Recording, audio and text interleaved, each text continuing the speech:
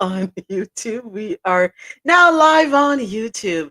Good morning, everyone. Good morning. Coffee in Tow is an interactive world news podcast, a dynamic and engaging live show that streams across multiple internet radio stations worldwide. This podcast brings you real time news updates, in depth analysis, and interactive discussions on global events, making you a part of the conversation no matter where you are.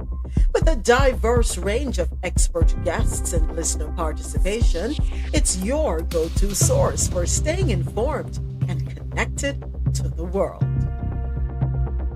Coffee and Toe is brought to you in part by Lormel Skin Food. Log on to lormelskinfood.com. Discover the range of natural skincare solutions.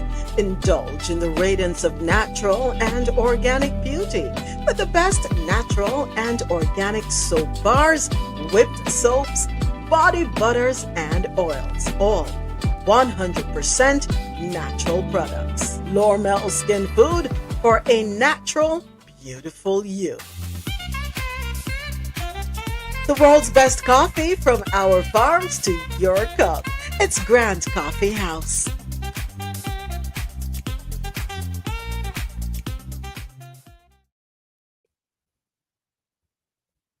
All right, we are live. Yes, we are live on YouTube. It is let me start this right. It is Friday, January 10, 2025. Thank you for joining me for Coffee Into World News on the Go. 4 hours filled with news from around the world, always great conversation and music.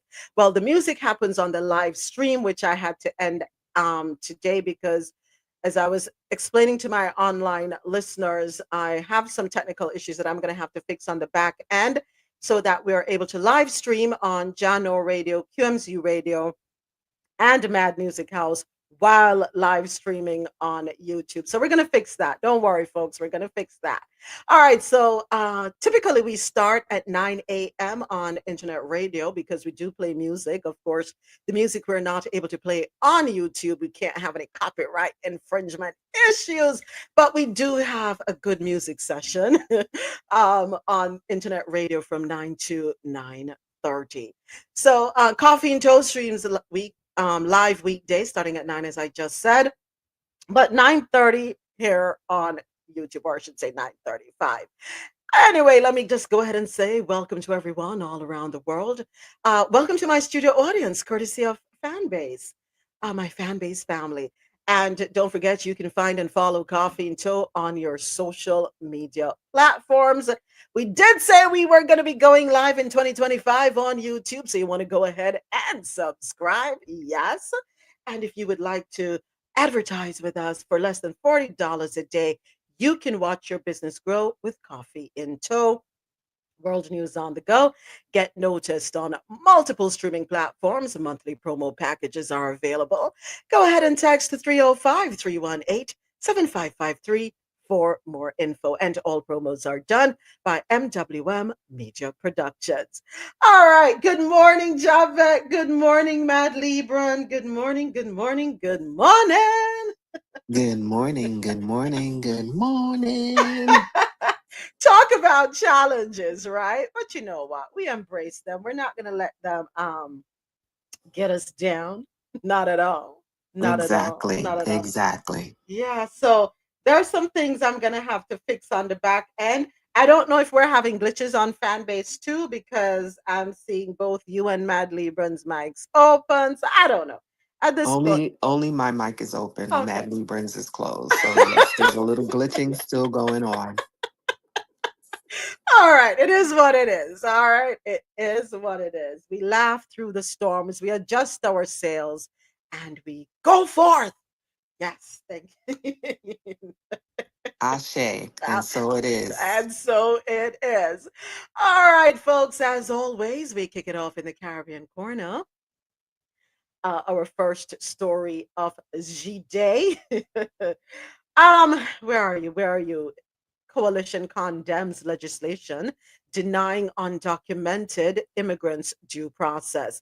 Let me go ahead and pin this on over here on YouTube so everyone is aware of what we're talking about.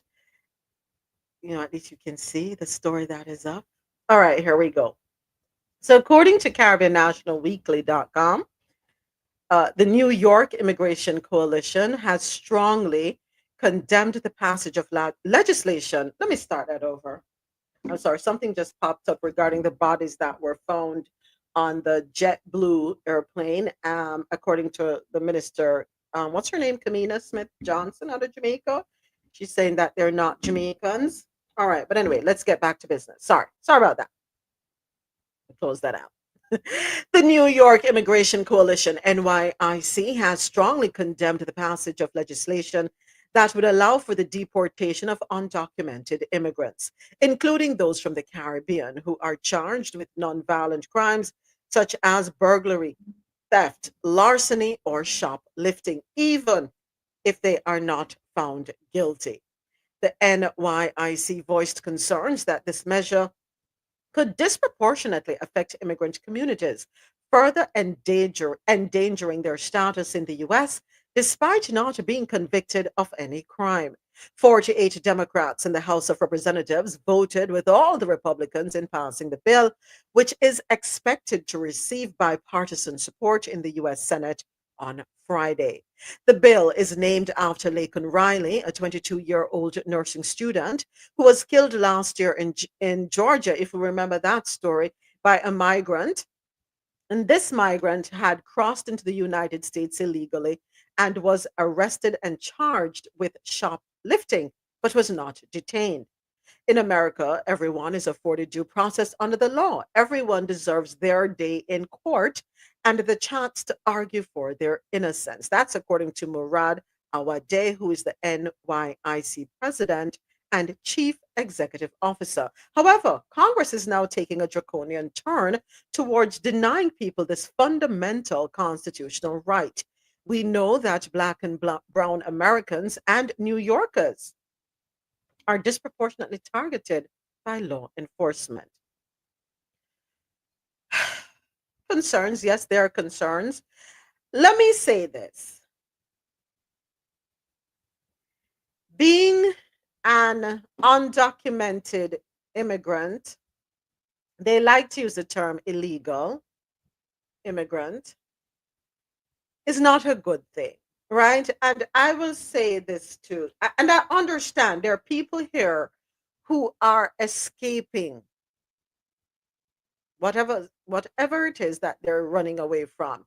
They're escaping unsafe neighborhoods.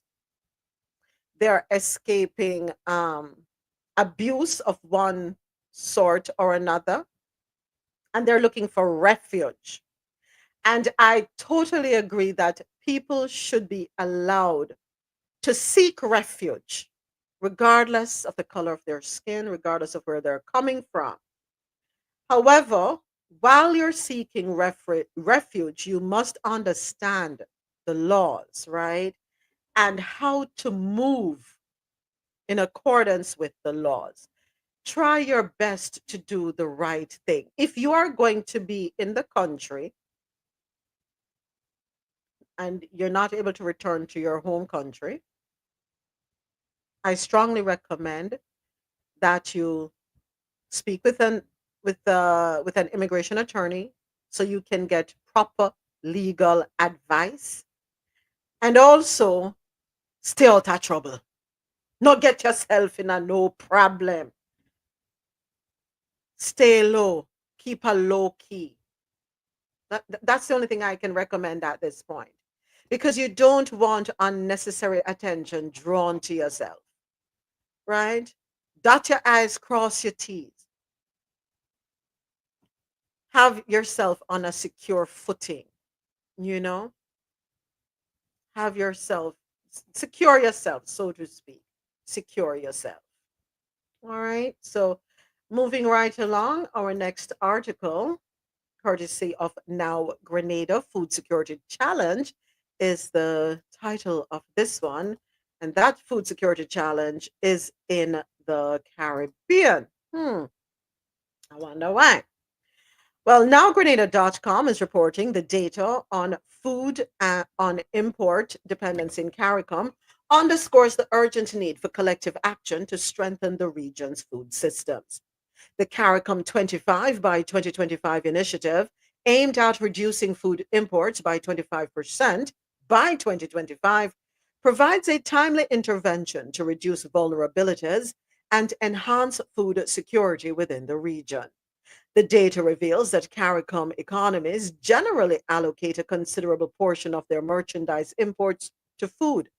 St. Vincent and the Grenadines leads this trend with food imports accounting, for 28% of total merchandise imports. In contrast, Guyana records a significantly lower dependency at 10%. However, that figure is still above the Latin America and Caribbean LAC average of 8%. Guyana's relatively low food import dependency highlights its potential as a food basket for the region, supplying key goods in larger quantities to the region. Well, good for you, Guyana. So let us take a look at the stats. Let's look more closely, if it will allow me. All right, so I'm not able to see the full. Hold on. I was able to see the full thing yesterday, but now I'm not able to see the full chart because I wanted to for us to look at that chart. Um, hold on. Okay, here we go. Got it back. So food imports by country. Um, St. Vincent and the Grenadines and St. Lucia, both at 28%, and its percentage of merchandise imports by the most recent year. We have Antigua and Barbuda, 27%, Dominica at 25%, Grenada, 24%, Bahamas, 23%, Barbados, 22%, Trinidad and Tobago, 21%. Trinidad and Tobago and Jamaica are both at 21%. Belize at 19%. Suriname 16%. Guyana 10%. And the rest of the Latin American region and Caribbean region at 8%. My question is, what I'm not seeing here is when we talk about the importing of food, is it food coming from North America, Europe, or is it food within the region? That I'm not sure about. I'm of the impression that it's food coming from outside the region, and I hope we can make a shift. I know Jamaica imports a lot of food from Trinidad, in particular snacks, right? A lot of the snacks that we consume in Jamaica, it's from TNT. They make really good snacks. Can't knock them this up at all. But what we want to do is see to it that we are having interregional trade. That is something I will support wholeheartedly as we build up each other's economies, strengthen each other's economies, right? Before seeking overseas. Our overseas import bill for food should be as minimal as possible. It has to be in situations where those things are not made in the Caribbean region. I don't know how anyone else feels about that. Javed, go right And ahead. and I'm glad you said that because when I think of the Caribbean, I don't think of food insecurity. You Hmm.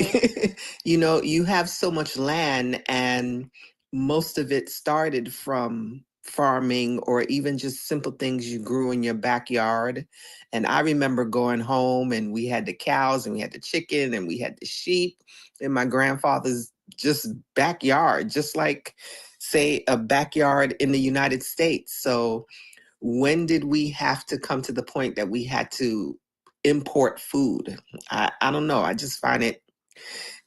find it interesting. Let me just say that. To say the least. Interesting indeed. Interesting indeed. Um, the thing is this, Java, we have taken on a foreign mindset.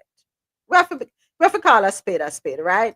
We always felt that anything that come from foreign better than what come from yard. And we were not back then. Let us go back to the 70s, 80s, even the 90s at least. We were not in tune so much with what we were putting in our bodies. We weren't paying attention to labels. I want to say the only group of people that really paid attention to what they were consuming were who?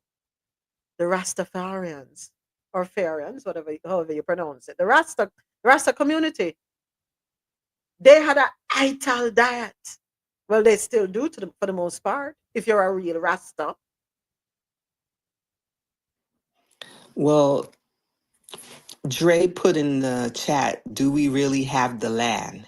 If you notice, the countries that were mentioned with the lower end part are larger islands. Mm. We don't have the land, We and have the that's why laundry. we don't have the land. But that's why together with CARICOM Mm-hmm. we are better, right? Mm-hmm. Every island have their strengths. Every island grows something in particular, right? Mm-hmm. So, like say for instance, you see that Guyana have a lower import than Jamaica, because Guyana have way more land than Jamaica is way bigger, right? You see, same thing with Suriname. If you look at when they mention like St. Vincent and they import more, it's a small island. They don't have the land to feed everybody, or they can grow but they can't grow everything. Like why would they even concentrate and even growing rice if they consume a lot of rice? They wouldn't have the land to grow enough rice to feed everybody. And that's why CARICOM important, because Guyana will have the land to grow rice, right? Mm-hmm. And the proper vegetation too, because them have the jungle and the swamp and all kind of thing, right? Right. So what I'm saying, yeah, you just looking at the backyard and say, yeah, we'll have this, we'll have that, but in truth and reality, these are small islands, very small islands, right? Mm-hmm. And yeah, we'll have the land to do something. If you go to Jamaica, right, and you see say we grow sugar cane, right? Right. You see how much land sugar cane take up? Or used to. Well, used to, yeah, exactly. But you see how much land sugar cane grow take up just to feed Jamaica, Mm-hmm. right? How you so it's like, all right, Jamaica have, we can concentrate on sugar cane and feed majority of the Caribbean, right? And Mm-hmm. then Guyana can grow the rice and feed majority of the Caribbean, but we can't grow sugar cane, rice, and it's impossible. I'm glad you brought that We up and you're don't have the explaining land. that. Yeah. So when I said we have the land, Dre, what I meant was the Caribbean as one. And you're breaking it down and supporting my reasoning that we grow what we can on each island and do fair trade amongst ourselves. That's what I was saying when I said we have the land Okay, as okay. I a thought you whole. just thought like these individual No, no, no, islands no, where no, we no, importing no. because we have the land now. No, Okay. not at all, not at all, not at all. We have, and that is why I said what. Well, I support the idea of one Caribbean, right? And if we move as a unit, we can sustain ourselves. I believe to a large degree because, and when we talk about topography and geography and the science behind farming, um, each country, sorry, is going to be beneficial for certain products. Am I making sense, right? As you Right. pointed out, Dre. Yeah. So as a whole, we have the land. Individually, no, not at all. And like you said, Trinidad good with the snacks, right? Yeah, man. Because it's better for them with manufacturing because they have the oil and the natural gas and whatever. We can't compete with them with snack, Facts. That's a right? fact. So better them concentrate on that. But as a whole together, yes, we'll have it. But individually, when you look outside because you see two chicken in the yard and them something there, no, we don't have it. No, we don't. What we can do individually, if we are so inclined, is everybody have a little vegetable garden, right? Even a container garden that you can put on your veranda. And living in a condominium doesn't excuse you either, because if you have a little veranda or if you have a corner in your house where you have a bright light, right? You have a window. You can do a little container thing. You can plant your little Scotch bonnet pepper, probably plant whatever little thing. that you use a lot. Time is something that you can put in a pot and put by your window. And every time you need some time, you just snip, snip. Rosemary, basil, little green seasonings, rosemary, basil, what you call chives, so on and so forth. You have a little, you put a little shelf, you get your clay pots, and you have a little in-house garden. So that will help to cut down on the import bill, because a lot of seasonings, unfortunately, we are importing from outside the Caribbean, but we work together hand in hand and we move forward and we see how we can further reduce the import bill. All right. Thank you, Dre. Appreciate that. All right. Next up, it is Bahamas Prime Minister announces major tax reduction on food items. This article, courtesy of CaribbeanNationalWeekly.com. Bahamas Prime Minister Philip Davis has revealed that the value added tax VAT on food sold in stores will be slashed by half, reducing the rate from 10% to 5% effective April 1. The move, described as a measure to provide financial relief to Bahamians, was announced during a national address at the University of the Bahamas on Wednesday evening. And I quote, now that we have put the economy onto a stable, secure footing, we're able to ease the value added tax rate to provide financial relief. He explained that the reduced VAT will apply to all food items sold in stores, including fresh produce, baby food, lunch snacks, and frozen goods. However, prepared foods sold in delis will not benefit from the reduced rate. You know what I'm telling you, say? Buy the same thing, man, go yard, go cook and start the pen pan ready make. And that's what I'm telling you, say. But anyway, the Prime Minister emphasized that the VAT reduction will also apply to food imports, giving merchants and food stores time to adjust pricing structures before the April deadline. Davis acknowledged the persistent struggles many Bahamians face due to the high cost of living, describing it as a major source of hardship and frustration. He highlighted the significant progress his administration has made since 2021, noting that the country's GDP has grown by 31.4%, while the national deficit has been reduced. Listen to these numbers. The national deficit has been reduced from 13.1% to 1.3%. And he was able to do that in 3 years. How? Because just over 3 years ago, the economy was in shambles. Well, let us take a look at what he said.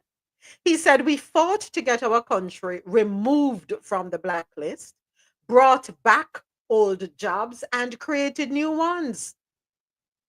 But despite the progress, far too many Bahamians are still struggling. So let's hone in on that. What blacklist was the region on? Because, and I say region because the Bahamas consists of so many different islands. All right, so what blacklist were they on? Hmm. What are the old jobs that they were able to bring back?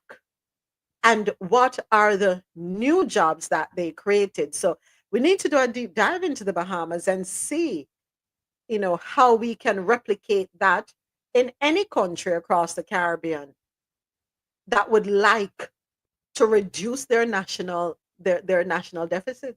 This is good news. How them do it in a 3 years, Javed? How them do it? 13.1 to 1.3. I know he had some women backing him.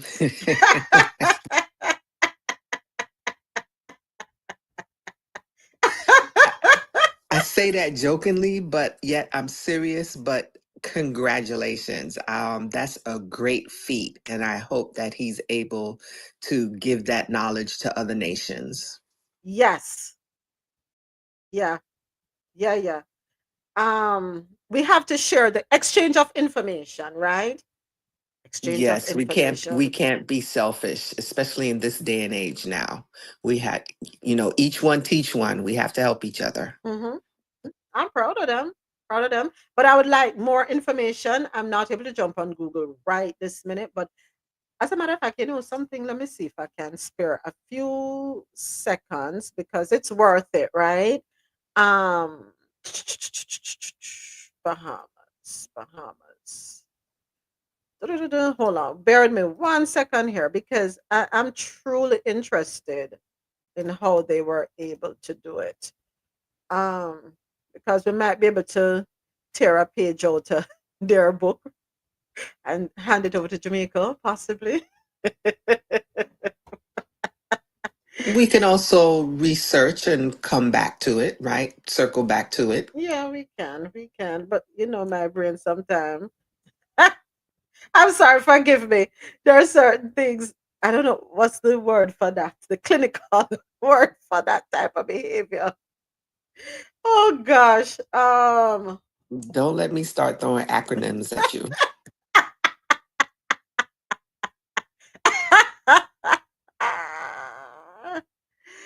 Oh, jeez, I'm not seeing anything. All right, yeah, we're gonna have to do a research as Japan said and come back at it again.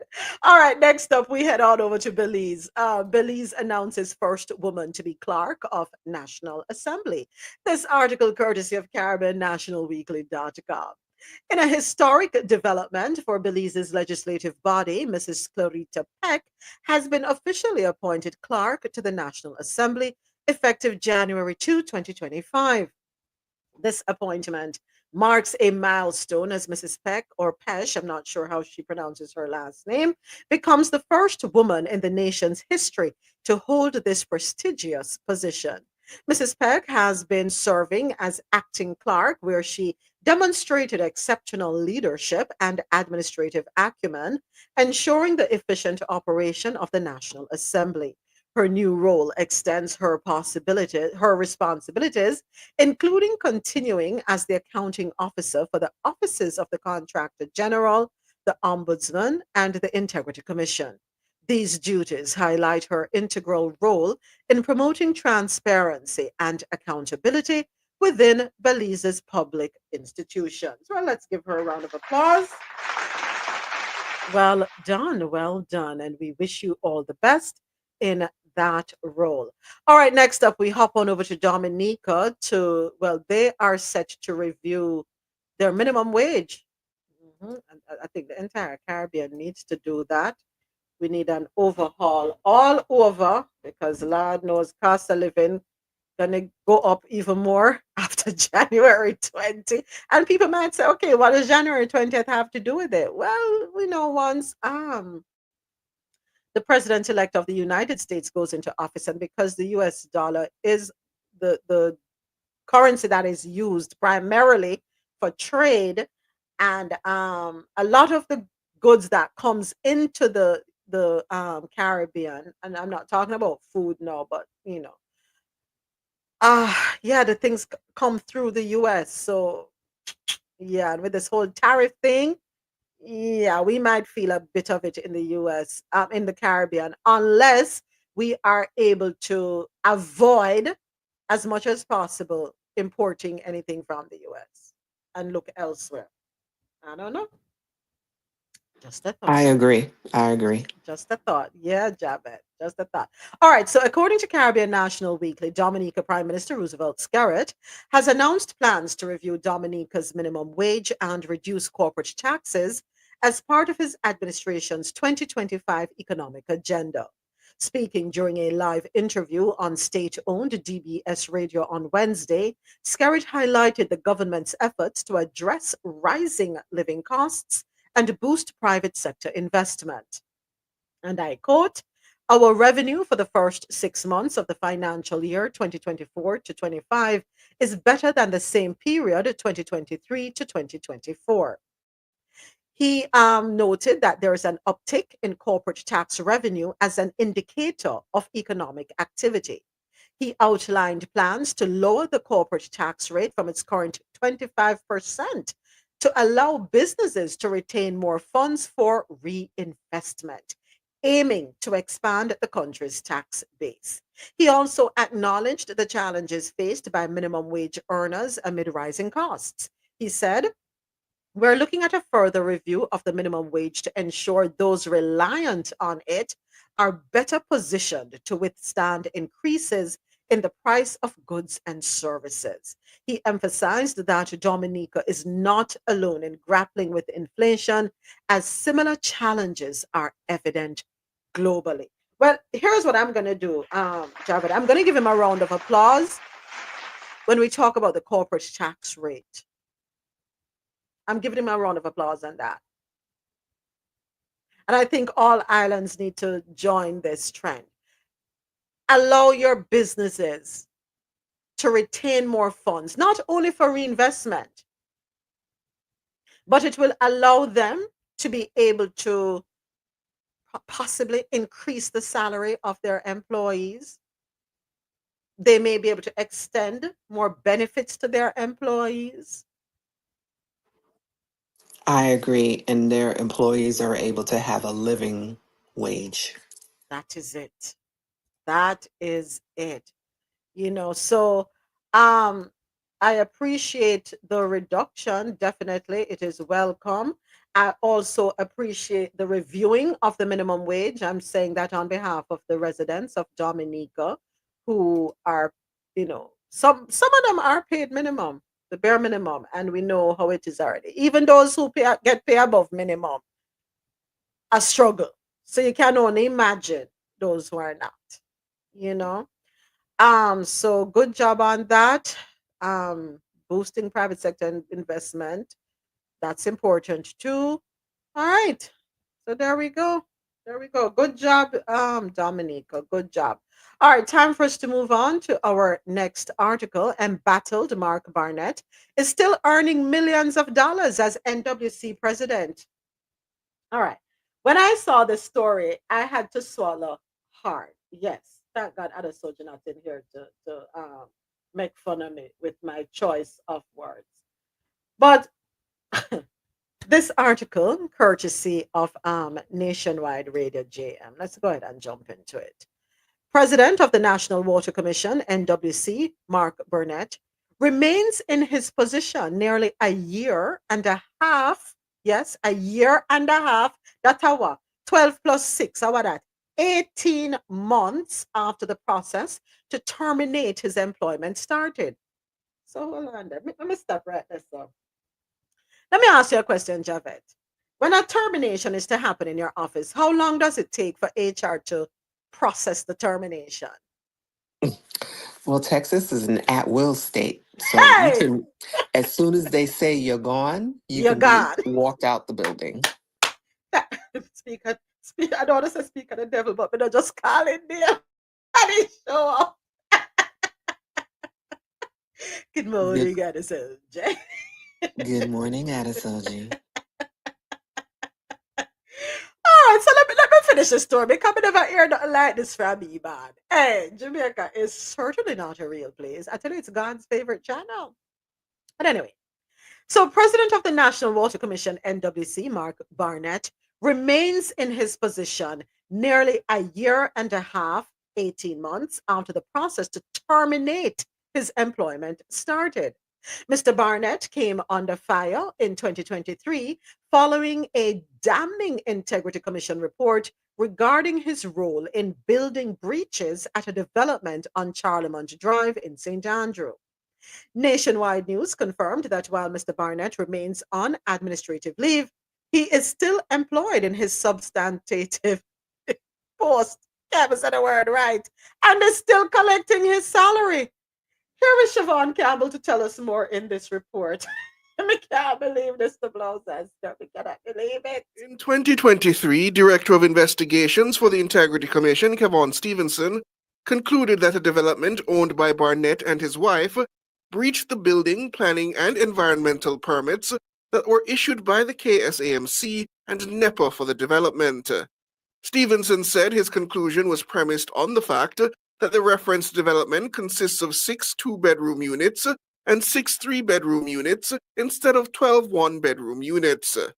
The DI concluded that there was a clear intention on the part of Mark Barnett and Mrs. Annette Francis Barnett to contravene the terms of the building and planning permit which was issued by the KSAMC. It was also found by the IC's Director of Investigations that Mr. Barnett owed nearly $1 million to the National Water Commission for sewage and water supply. Sources close to the matter suggest the process to mutually separate Mr. Barnett from the NWC has been frustrated and slowed due to legal wrangling on the part of the president and his attorneys.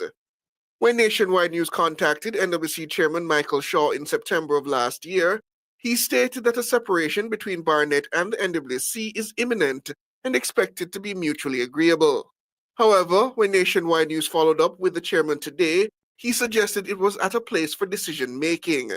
He would provide no further clarification as to what that meant. Siobhan Campbell for Nationwide News. I never feel laugh, I never cry. Here is somebody who owes the National Water Commission almost $1 million. Here is somebody who breached regulations. But we are in legal wranglings and he is being paid 18 months after, and it's taking 18 months to try to fire this man. I don't understand this blouse and skirt. What's that? Mm-mm. Mm-mm. Mm-mm. Mm-mm. Mm-mm. Mm-mm. Then what can go so? What kind of legal wrangling on the part of the president and the attorneys can be going on so that 18 months later this man is still up on the payroll? How much am I make a year? No, me cross, angry, miserable, bakes. But we have our own person we can't get rid of. Oh, did I say that out loud? I'm so sorry.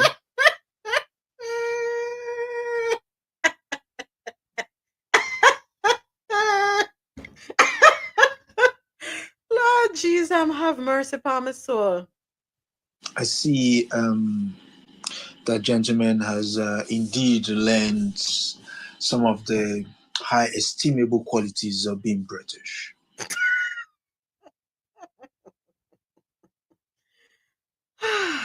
Which is you don't go until you're pushed. 18 months Adesoji? Well, some people don't budge easy. And it's the entitlement that is included for me. No further clarification as to what that is meant. In other words, don't ask me any questions. Mind your business. How is that your concern? In the entire story, what I find morally repugnant was the fact that he refused to pay for water for his own poo-poo. That's not very gentlemanly. I don't understand this blouse and skirt. So you do get charged for water and sewage? Mm-hmm. And so he refuses to pay. So how did he flush? So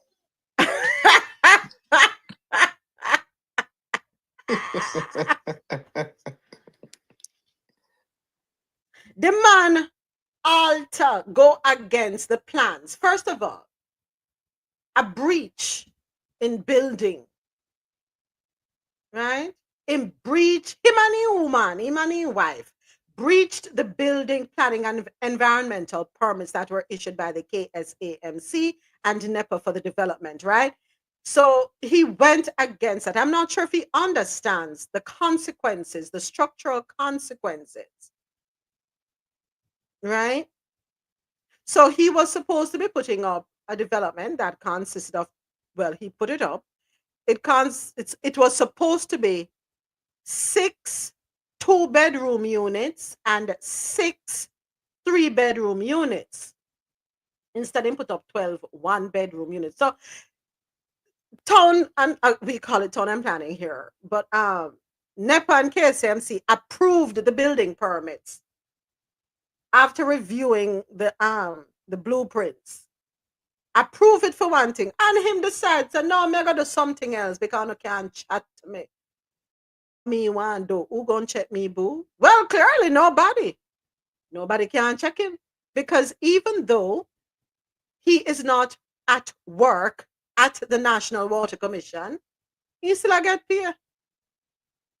He still get him still a draw down and him pay. That must be where all that some of the missing money is going. Excuse me, it's not missing, it's unaccounted. It's unaudited. But we The get it right. unaudited monies that were audited. I tell you now. And them the kind of job that me want. Me want job where uno want get rid of me, but uno can't get rid of me. I mean, I have to get up a morning time and go work. But just get up, make my coffee, avocado toast, sit on my patio, my veranda, walk around my property, and in my robe. Good morning, neighbor. And that me want. Them the life that me want. And still I collect my pay and laugh after the whole round. Because who is laughing? And then you have a neighborhood of 1-bedroom homes. 1 bedroom. It's And apartment structure. it's an apartment structure of how many levels? I'm not sure. I don't know. Next Mm. time I go, I have to take a look. Yeah, please. Anyone listening? We need receipts. We need receipts. Oh, Jesus. May I tell you, Jamaica is not a real place. Listen, you know something, Mr. Barnett? Me no wrong you. Me no wrong you. They say if you find a fool, you carry them further. So me no wrong if you carry them further, Mr. Barnett. Collect every penny where you can collect out of them. Me no wrong you. Please retract that. No, me not retract it. Because they left themselves open to this. They left themselves open to this, Javed. And I hope this will be a lesson. He is on administrative leave, but still employed in his substantive post and a collect salary. Well, technically, he should be on suspension without pay. But for some reasons, maybe somebody refused to type that or forgot to type that part of his letter. Hey, because the secret that may come out of their bag, not true. Of course. Yeah, you don't, you like to point somebody else's businesses out. You don't want yours being made the highlights. We're still looking for some 3 trillion, isn't it? So isn't this a display of corruption? Isn't this corruption on display to a degree? Right? There are varying degrees of corruption, and we're seeing an example of it right now. Display? This is corruption. There's nothing to display. I'm trying to be nice. And I'm really trying to wrap my head around this because we know if it were one of us in any of our corporate jobs, we gone long time. And watch pay. Javed said something earlier, which is probably this is where the money went. Yeah, it could be a tip of the iceberg. Do you know how many government departments you have and how many people are on this sort of administrative leave while they can, bring their coffee onto the porch and, oh, Mrs. Smith, you're looking good.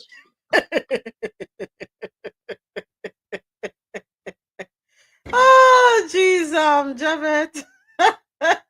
Adesoji, that made me laugh, yeah.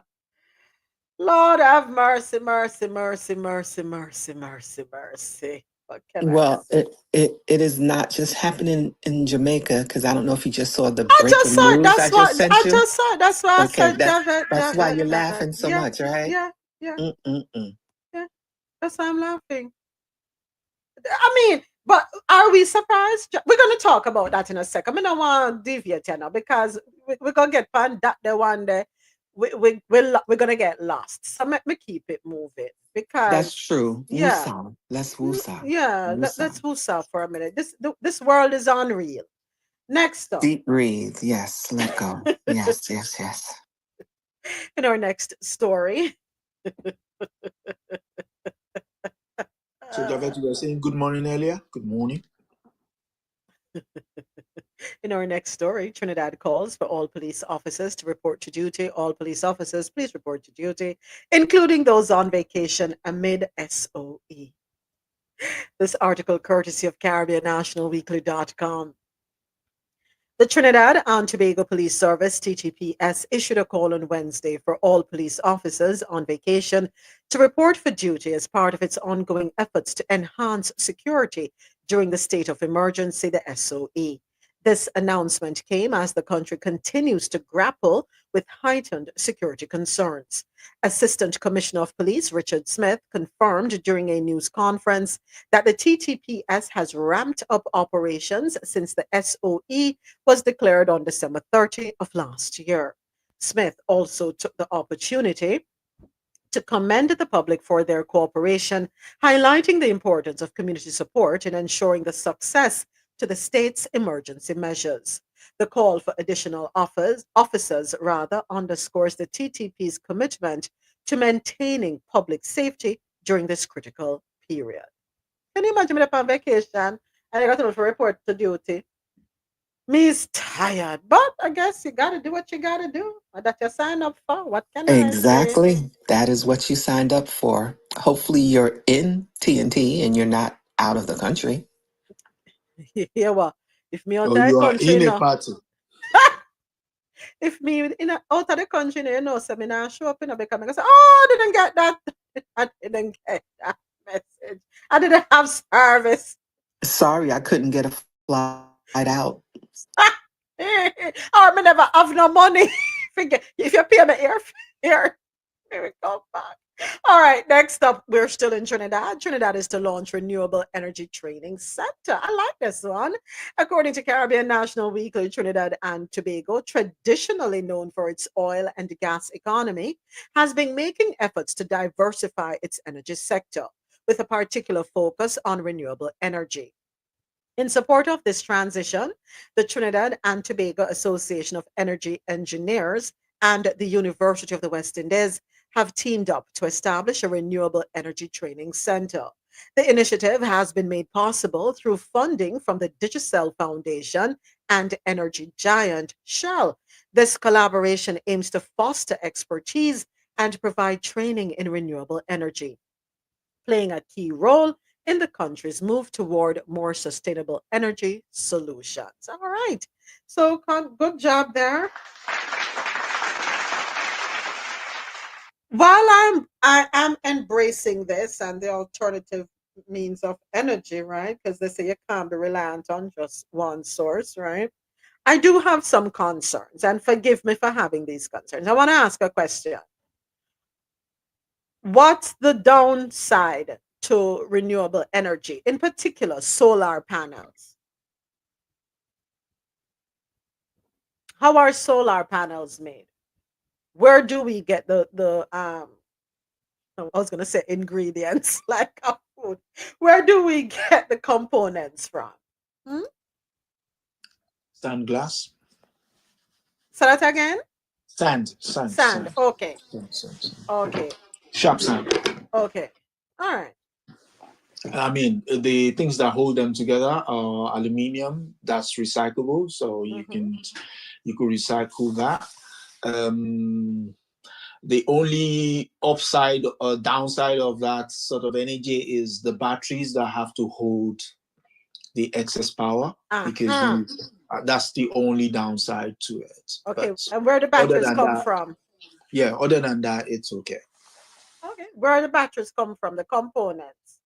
Well, exactly. So you're talking lithium. So Aha. and so once lithium enters the conversation, then sourcing and procurement becomes an issue. Yeah. Your supply chain, as the corporate guys we want to call it. You Uh-huh. then have to look at your corporate, your supply chain. Is it what's the word they use? There's Oh, a corporate. ethical? No, no, no. Yeah, something Ethically. ethical, sustainable. That's the word. Yes, yes, yes, Yeah, yes, sustainable. yes, Yeah, yes. so you bring all of that in the conversation, and before then, 10 years down the line, somebody tells you your so-called sustainable is conflict stuff, and then you say, oh, oops, is it really? Okay, we promise to do better. So do we all remember the story that came up just a few weeks ago, very recently, last year in December? I just want to know that whatever we're doing is ethically done it is sustainable, and no one is being taken advantage of. That's all I'm asking for. And it can be done. It is attainable. It just takes somebody to do the right thing. And hopefully that behavior will, create a ripple effect, and others will be so inclined to be responsible.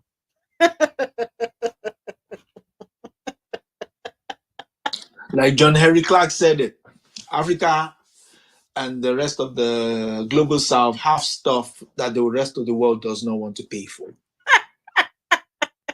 So, just a little bit about solar panels. Solar panels are made from silicon or another semiconductor material, glass, aluminum, copper, silver, and EVA plastic. The process for making solar panels includes silica sand to ingot. Silica sand is melted into ingot. Ingot to wafers. The ingot is then sliced into wafers. Wafers to solar cells. The wafers are treated with chemicals to create solar cells. Then cells to laminated glass. The solar cells are laminated into glass. Glass to solar panel. The glass is framed into a solar panel, and then testing the solar panel is tested. All right. So just a little bit about how they are made. Never thought about looking it up until now. So me look it up, me share the information. All right. So let's keep it moving. Next up, St. Kitts and Nevis announces major increase in education budget. Ah, look at that. Love that. I wonder if the US can do that.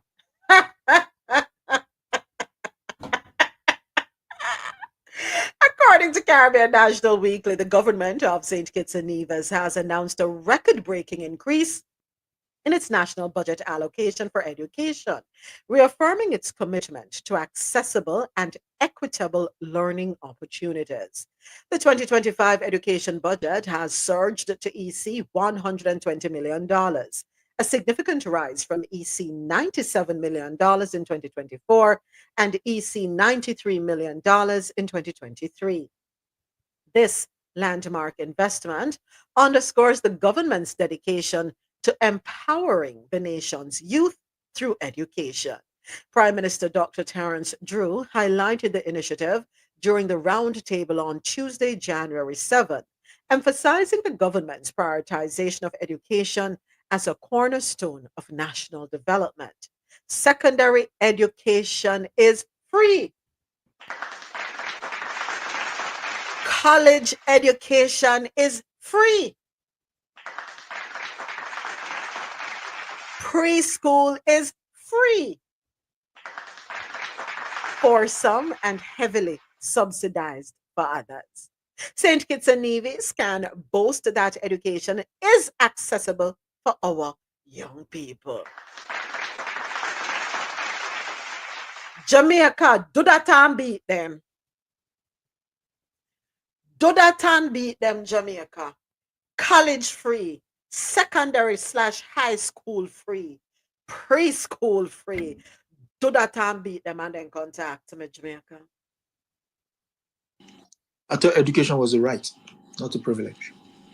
We are talking. This is not London town. It's a privilege. It is a privilege. It is a right. Let me correct this. It's a right but once it's time to move on to high school, all right, you better pay for that. Whether private or public, you have to pay your semester dues. Your term dues have to be paid. Otherwise, you can't sit in the people in the classroom. Now, it is, you don't have to pay a school fee unless you're going to private school when we talk about the elementary aspect of it. Right? You just have to pay for your uniforms and your books and your shoes and so on and so forth. But in terms of paying a school fee, you don't have to. That's not a burden for your elementary years. But if you want to talk about high school or secondary school, there is a fee that has to be paid. Talk about college, hey, you better find the money and go to the bank, go pay the money. Yeah. In addition to paying for books and so on and so forth. Yes, Adesoji, we're not as privileged as you are over there in the United Kingdom. Oh, things are about to change actually. Really? Talk to me. What's going to happen? Okay, so in terms of private school, the private schools here, they Uh-huh. used to be registered as a charity. So Private which means school?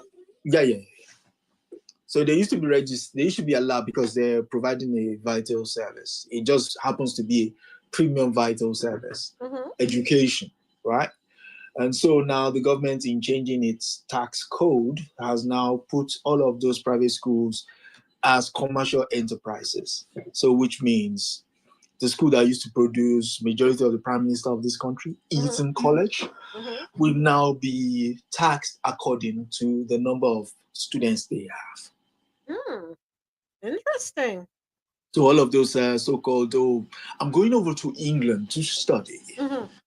and where they will be calling you by your surname instead of your first name, Mm-hmm. which is Master William. Mm-hmm. Oh, and y'all Uh, know the difference between master and mister, right? When you yes, turn a certain age, you become mister. yes, Mister. Yeah, when you start having some hair under your chin, you become a Mister.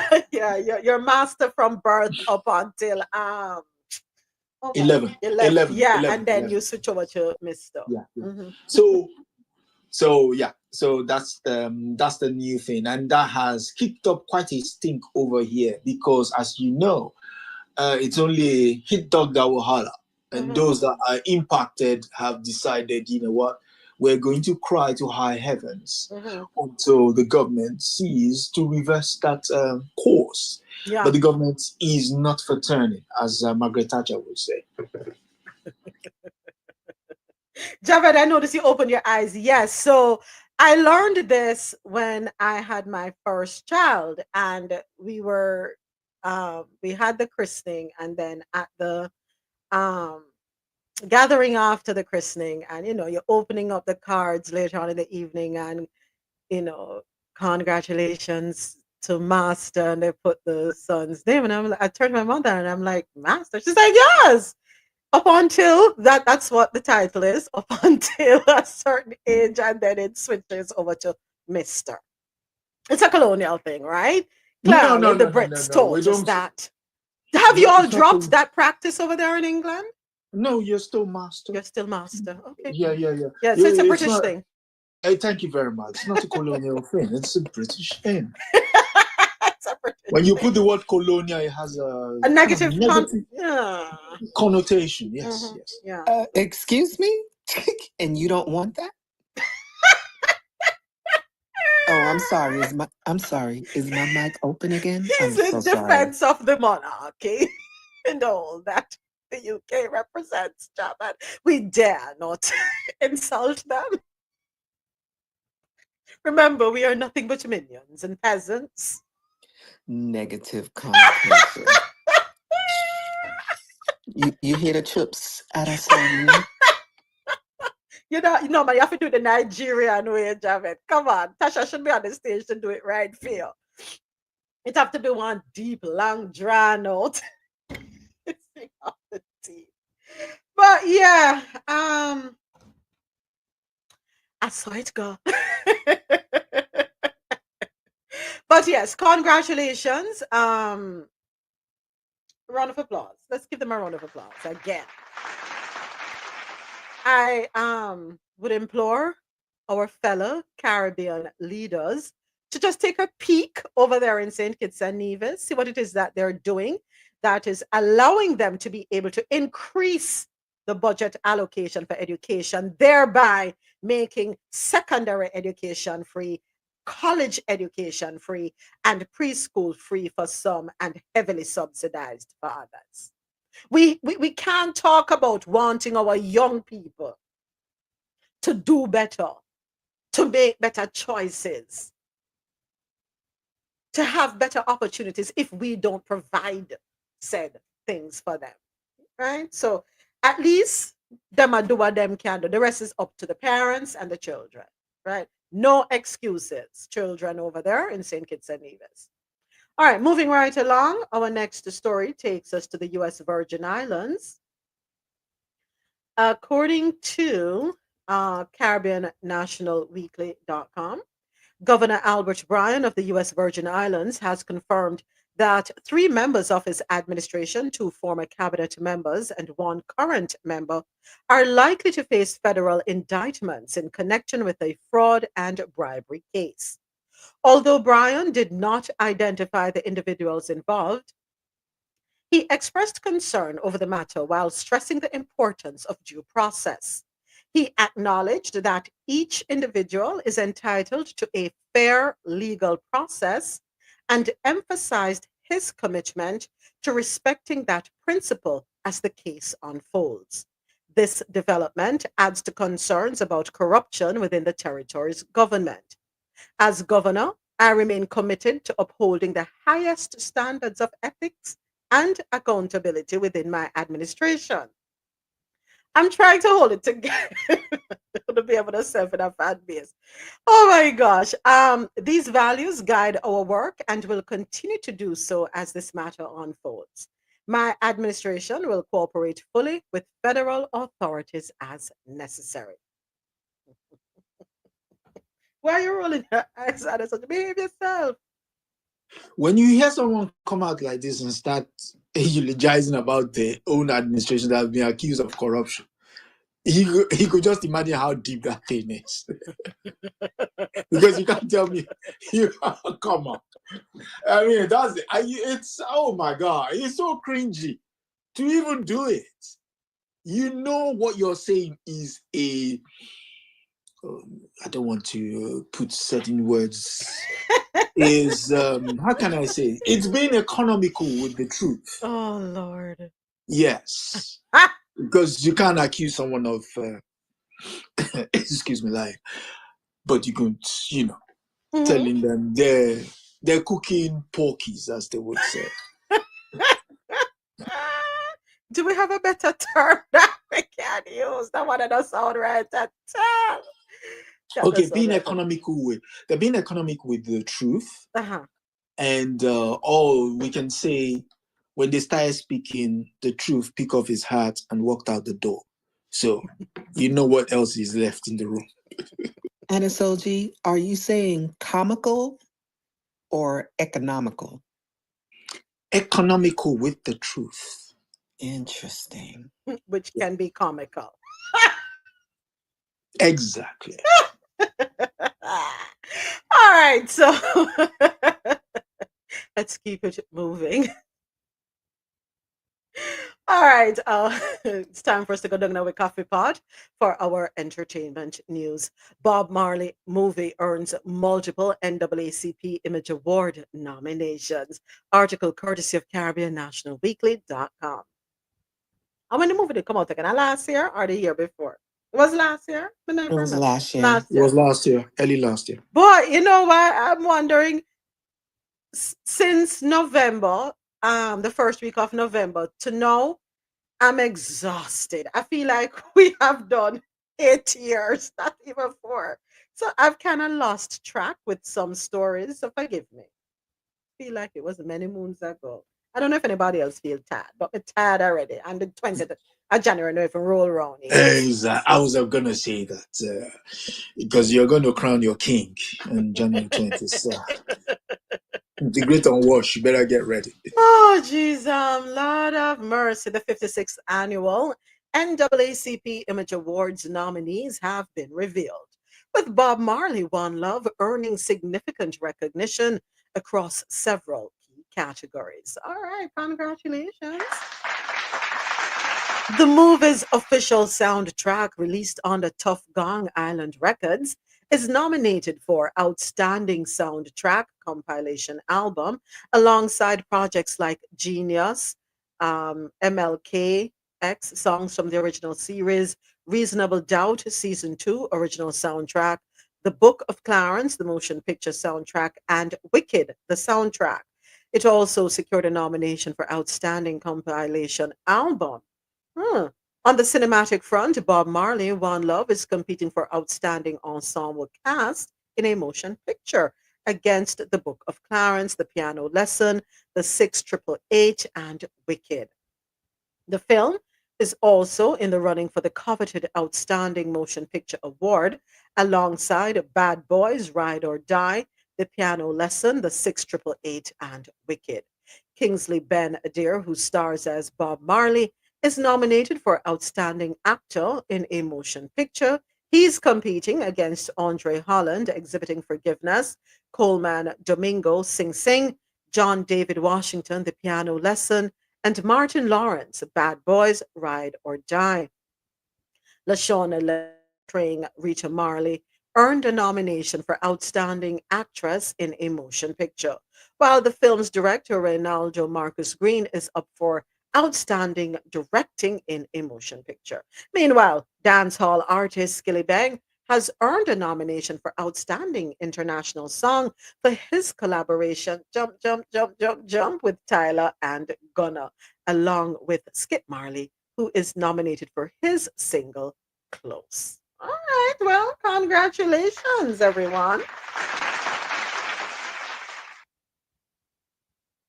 While Ashan and I have more nominations, I'm sorry, forgive me. Why am I nitpicking? I should just be grateful that the actor Kingsley Ben Adair has been nominated. Um, I don't think you're nitpicking. Mm-hmm, So, I mean, he did well. It was a really good movie. I love the soundtrack, mm-hmm. but a nomination, I really don't see that. I don't know if anyone else can, if anyone else have Yes, seen the movie I and have can to. join in. Yeah, I have to agree with the lady. I think it's a bit of a stretch. Oh, well, it's the NAACP, so the pool wasn't that big. Oh, So otherwise, oh, nah, it's a no. Sorry.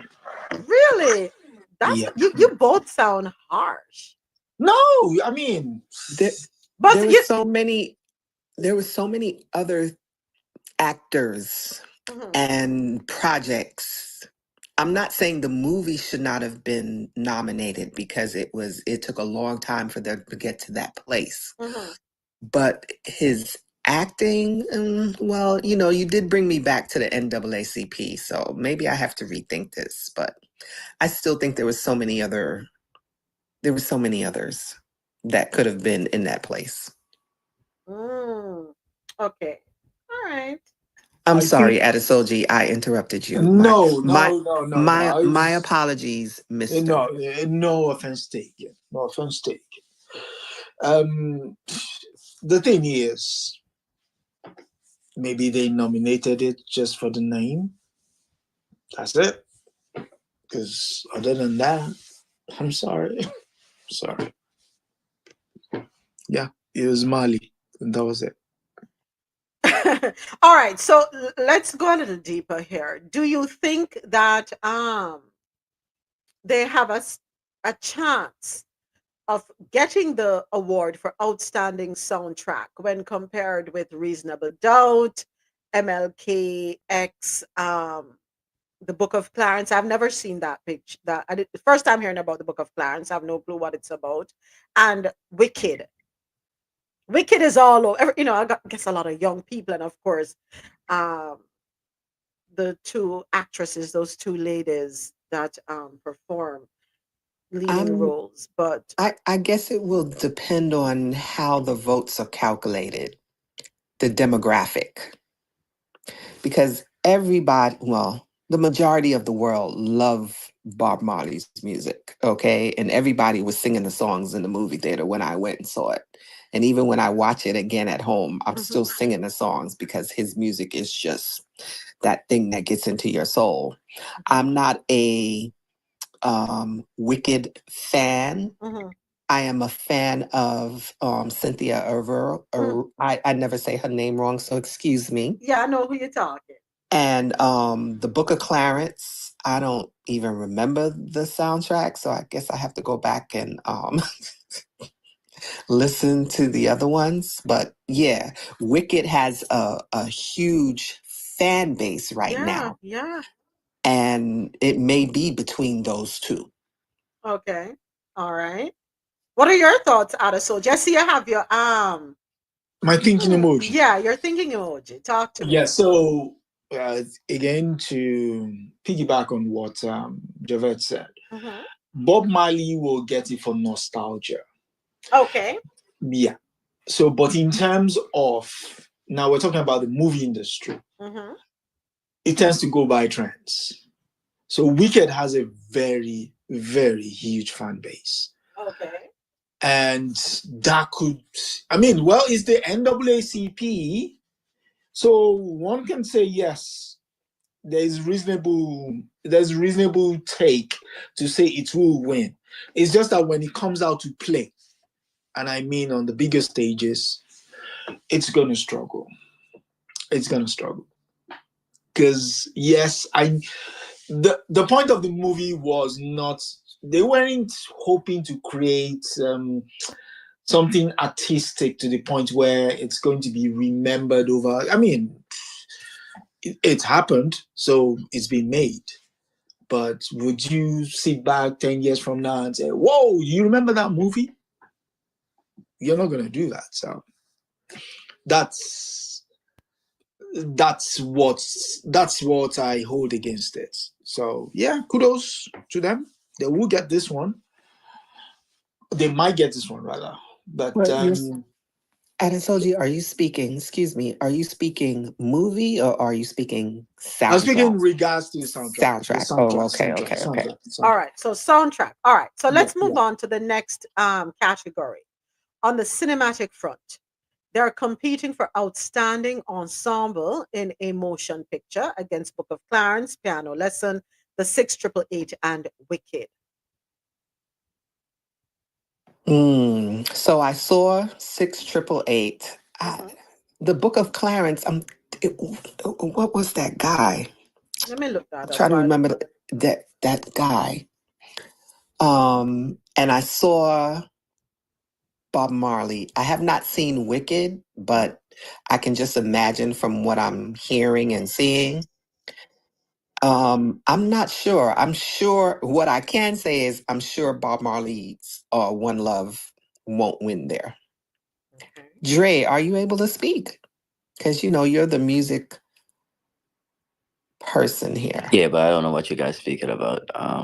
Bring me up to speed real quick. Okay, so we're talking about Bob Marley movie earns multiple NAACP Image Award nominations. So they are up for the category Outstanding Soundtrack Compilation Album. They're going up against MLKX songs from the original series, Reasonable Doubt Season 2 original soundtrack, The Book of Clarence, the motion picture soundtrack, and Wicked, the soundtrack.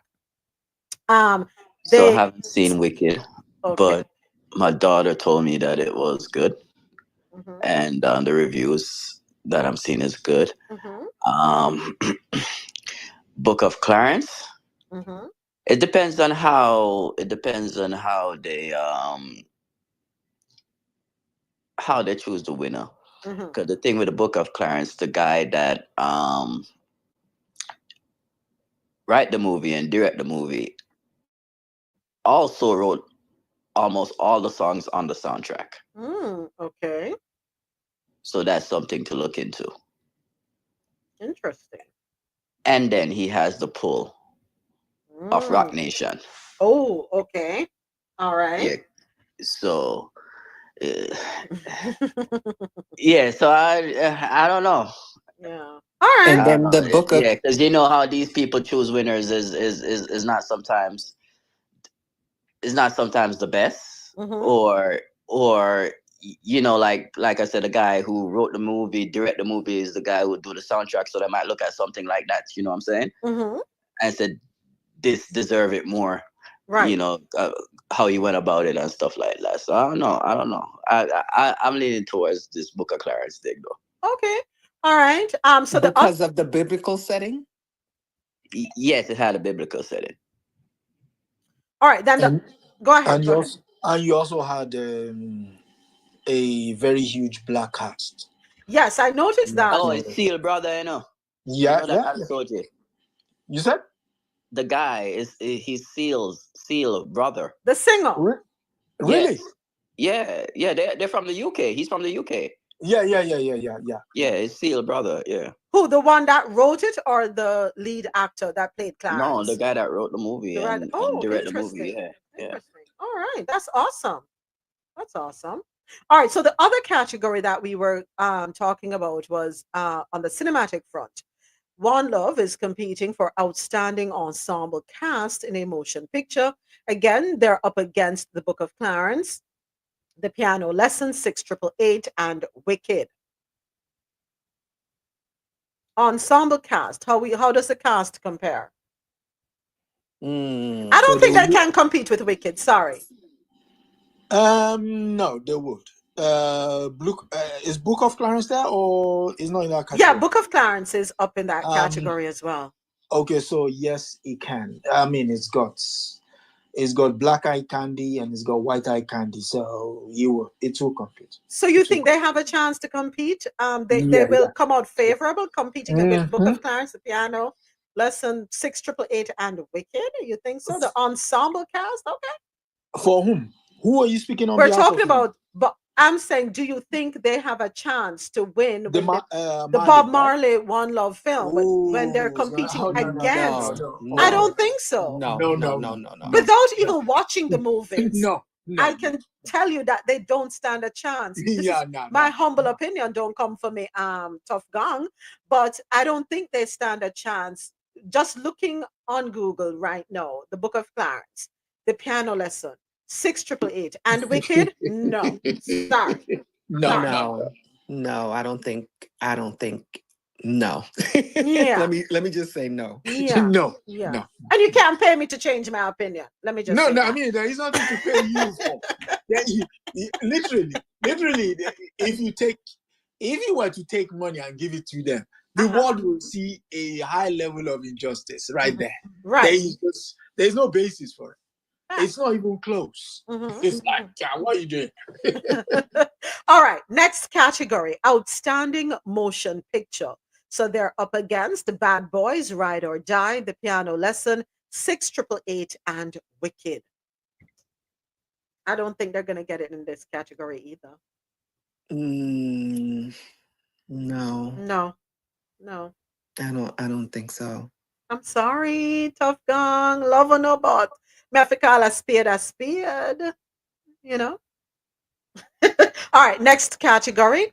Outstanding actor in a motion picture. So Kingsley Ben Adair, who played Bob Marley, is nominated in this category. So he's going to be competing against Andre Holland, exhibiting forgiveness, Coleman Domingo, Sing Sing, John David Washington, The Piano Lesson, and Martin Lawrence, Bad Boys Ride or Die. I would say piano lessons or Bob Marley. And I strongly lean to Bob Marley because it just depends on how they look at it. Because he's playing someone, and if they think he executed it right, Mhm. it's all his. Oh, wow. Okay. Okay, for the people who went to watch it, what would you say?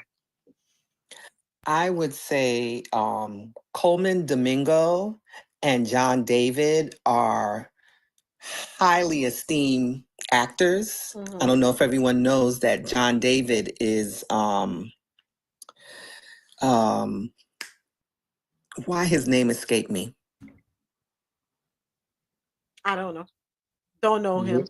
don't know. I'm sorry. I can't comment on this one. Don't know him at all. The only name I know in this category is Martin Lawrence and, of course, Kingsley Ben Adair. So I excuse myself from this conversation. Javed, where are you? I guess Javed probably got kicked out and has to come back. Y'all are hearing me, right? On fan base? Loud and clear. Okay. So, hey, RoSolo. So waiting on Good Javed. morning. Good Good morning. morning, good morning, good morning. Happy Friday. Yeah.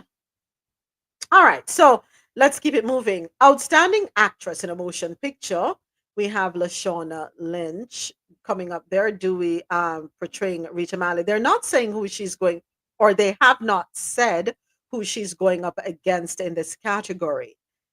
So I'm not sure. However, the film's director, Reynaldo Marcus Green, is up for outstanding directing in a motion picture, and I don't know who his who he is going up against in that category either. I guess yeah. So, well, at the end of the day, being nominated is a good thing, right? I would say it is an honor. That is something they can't take away from you. No, so. She is up against Regina King Ooh, in okay. Shirley, Ooh, Lupita Nyong'o, A ooh, Quiet Place, ooh.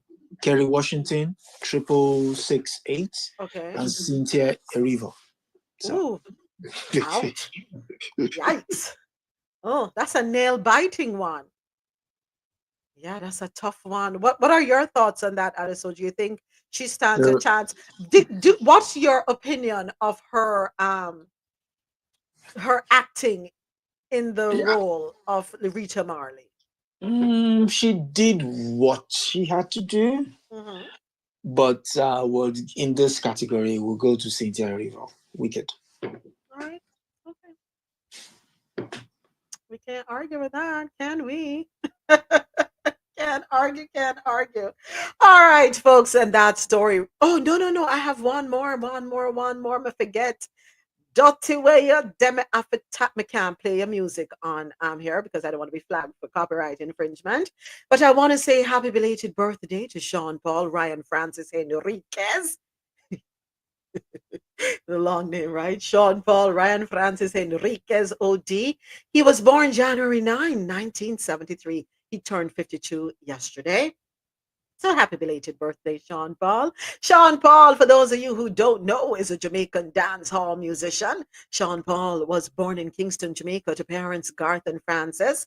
His mother is a well-known painter. His paternal grandfather is from a Jewish family that had emigrated from Portugal, and his paternal grandmother was Afro-Caribbean. His mother is of English and Chinese Jamaican descent.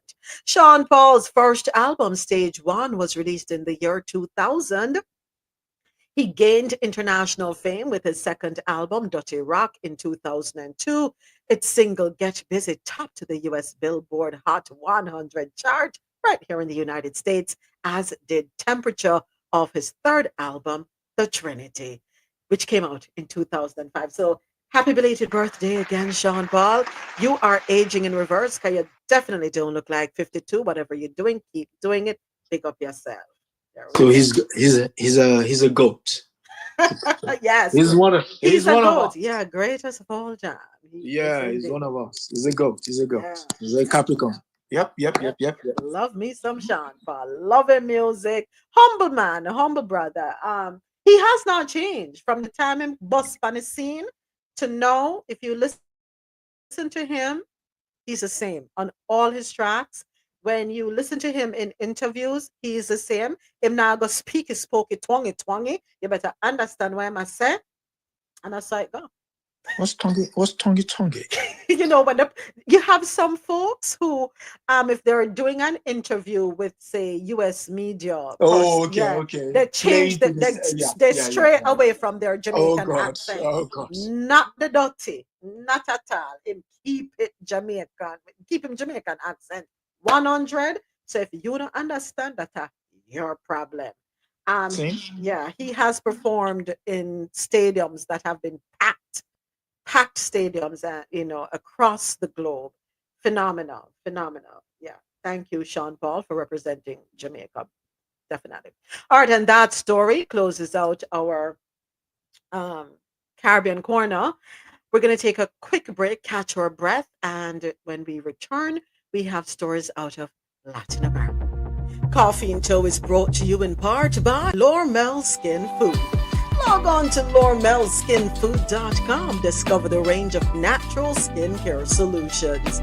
Indulge in the radiance of natural and organic beauty with the best natural and organic soap bars, whipped soaps, body butters, and oils. All 100% natural products. Lormel Skin Food for a natural, beautiful you.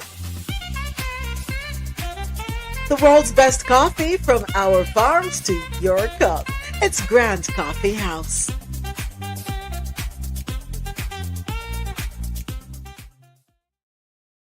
And we are back with you, YouTube. Thank you so much for joining us for Coffee Until World News on the Go. The YouTube live stream starts at 9:30 a.m. Eastern. And I have to say thank you to my studio audience, courtesy of Fanbase. We invite you to let us know how you feel by sharing your comments as it relates to any of the stories that you may have heard. If you'd like to hear your to voice your perspective, share your thoughts, join us on Fanbase, but don't forget to subscribe. All right, now it is time for stories out of Latin America. I want to live in America. And that the song said. All right, so let me move it right along. Okay, John David is Denzel Washington's son. Oh, I didn't even know that. Interesting. Thank you for sharing that, Javed. Learned something else today. You know, the truth is, I have not really been following up the whole entertainment industry, really. If something comes up, okay, okay, but you know, in your younger days when you try to keep abreast of what's happening in Hollywood, not so much anymore. I don't know if that's a good thing or a bad thing. I can't say, but yeah, that's where I stand. You know what I learned the other day? Can you So, hear me? yeah, man, loud and clear. All right. So remember Farnsworth Bentley? Yes, from that used to hold the umbrella for Diddy. Yes. Uh All huh. right. So his son, you watch Abbott Elementary? No, I don't. Well, you know what I'm talking about, the Yeah, guy in the suit. that's That's isn't that the program with Shirley Lee Ralph? yes, that's one Okay. of his sons. That's one of his sons. Oh, that's well. Congratulations to him and his Yeah, I son. didn't know that. I didn't know that. I didn't know that till like but 2 days ago. I was in shock. But when you see them together, you see it. But yeah, that's one of his sons. Uh, Let me ask a question. Since you brought that up, RoSolo, and we were just talking about the Book of Clarence, the actor in the Book of Clarence, and the person who wrote the book being the or wrote the movie, sorry, the brother of Seal. Oh, I didn't know that. Yeah. All right. And let's go a little further now. We talk and let us highlight. Remember, what's her name? Northwest getting a role that many people are saying she should never have got because her acting skills did not measure up to many people who sacrificed people's children, and these parents sacrificed to get their children to one audition, two audition, three audition, when these people knew deep down, Disney, Hulu, knew deep down that they were going to give the role to Northwest simply because of the connection with the Kardashians, and the Kardashians comes on Hulu now, and Hulu is owned by Disney. You see the connection? Okay. Then they talk about Blue Ivy, and that she is afforded the opportunity because of her mother when we talk about Lion King, blah, blah, blah. Do we think that nepotism, when we talk about family, is what is or has taken over, quote unquote, Hollywood? So it makes it harder for true, I don't want to say these people are not talented, but it makes it harder for true talent, talent that don't have connections to be able to get through the doors. What are your thoughts on that? That's a good question. And I think for some, it is their parents or their grandparents that allow them to be in the roles and the positions that they're in. But I think some of them deserve it. For Hmm. example, Farnsworth Bentley's son, I don't think any of us knew that, so there was no connection. Good. And I think he's a great actor. Hmm. Just as John David, Denzel's son, and Childish Gambino, I think they're great, actors. Good. Good. But some don't. And Ice Cube's son. Think about Ice. What's his name? O'Shea. He's a great actor. Uh-huh. Some of them are better than their parents, actually. Oh, good. That's good. So that those are the few I can think of. But of course, But once they're good, Hmm. okay, I'll give a bye. But Northwest, I mean, I'm Blue Ivy. All right. Yeah. What I said, what I said, I and I'll leave said it what there. I said. Yeah, I'll leave it there. And But yeah, I do here's the believe thing: that we it's can't be part of afraid to them. speak the truth, right, Rosolo? Let's be real. Absolutely. Yeah, I do believe some of them. are get the roles they get because of their parents, Mm-hmm. and they don't deserve it, and it's unfortunate and unfair to those, as you said, who go rehearse and they take classes and they're tutored and they go through all of this, throughout their childhood to be a good actor and to get these roles, and they don't because of the names, the Northwest and Blue Ivies that are going to get the roles instead of them. But Yeah. in other cases, I think people do deserve it. All right. If you're deserving, you're deserving. And I think, yeah, yeah, I'll say that. Go ahead, S- Javette. So for me, we can't get rid of nepotism. No, we can't. So it may be unfortunate that some people didn't get the part because of someone else's family member, Mm-hmm. but some other person may have gotten a part that we don't even know, not even from a well-known actor, just Mm-hmm. from someone that knows someone. Yeah. So I'm okay with nepotism. Okay. And I honestly think that when an actor is bad, Uh-huh.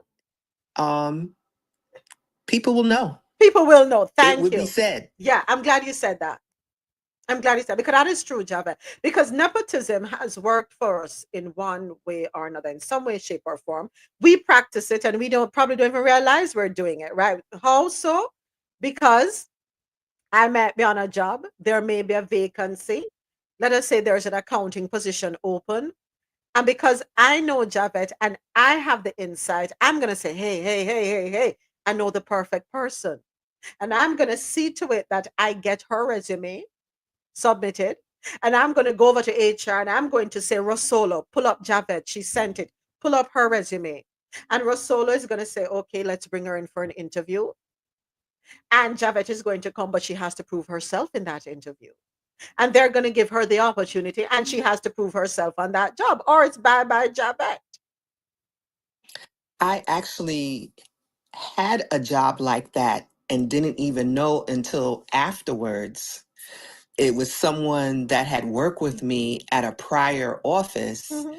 And when I came in on an interview and left, the interviewer had asked other people, has anyone ever worked with her? Does anyone know her? Mm-hmm.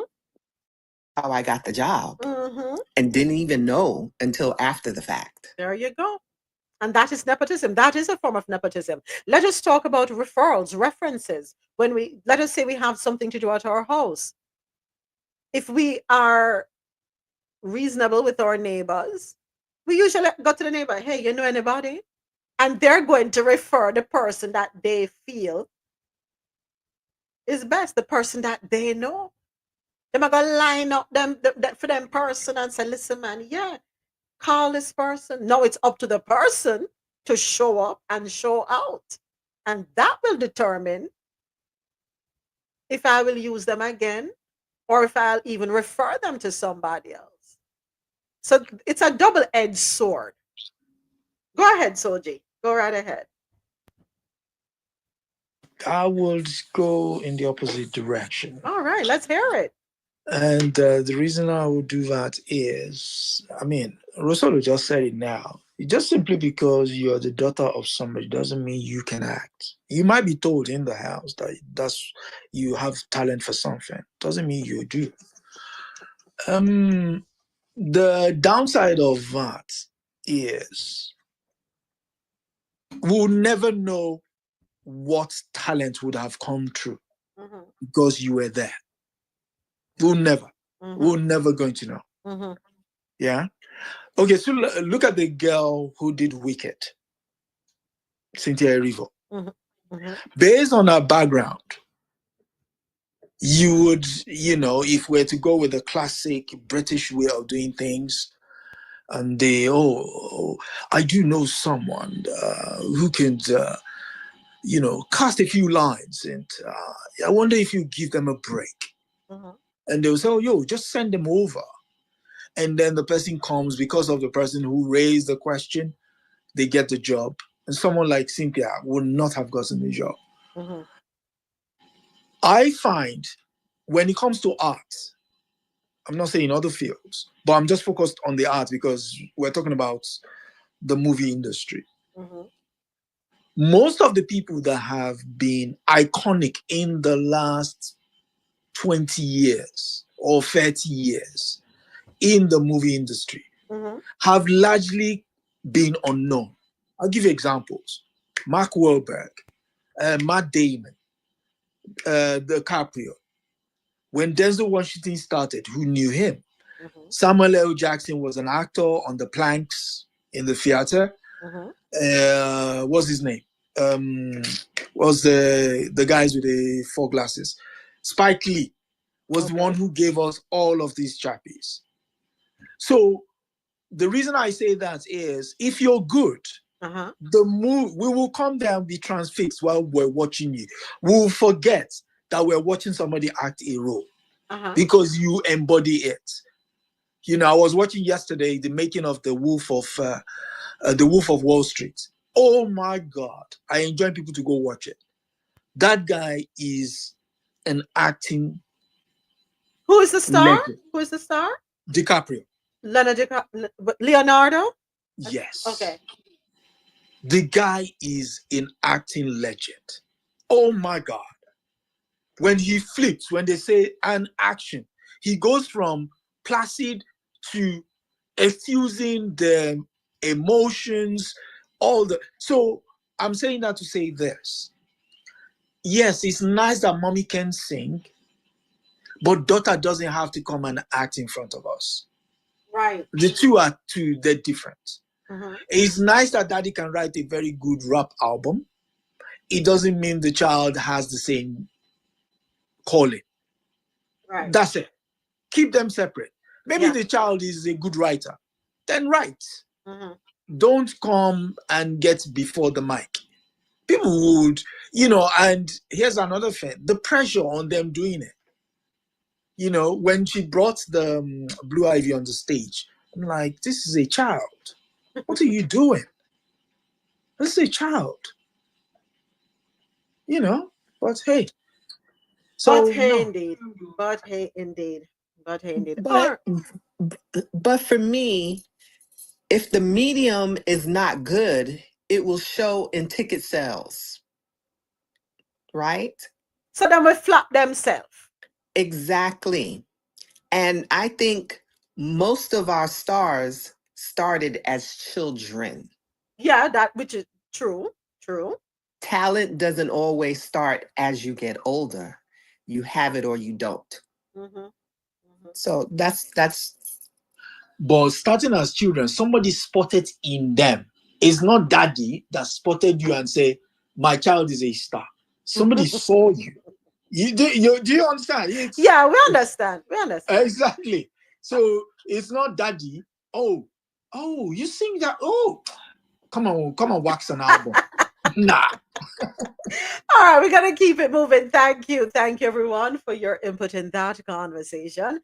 And before I move on to stories out of Latin America, if you're new to streaming or looking to level up, check out StreamYard and get a $10 discount. The link is in the description under this live show right here on YouTube.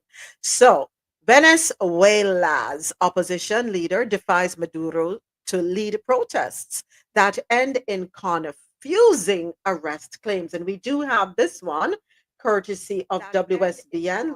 We do have, sorry about that. Let's go ahead and listen to the soundbite courtesy of WSBN. At 4:30.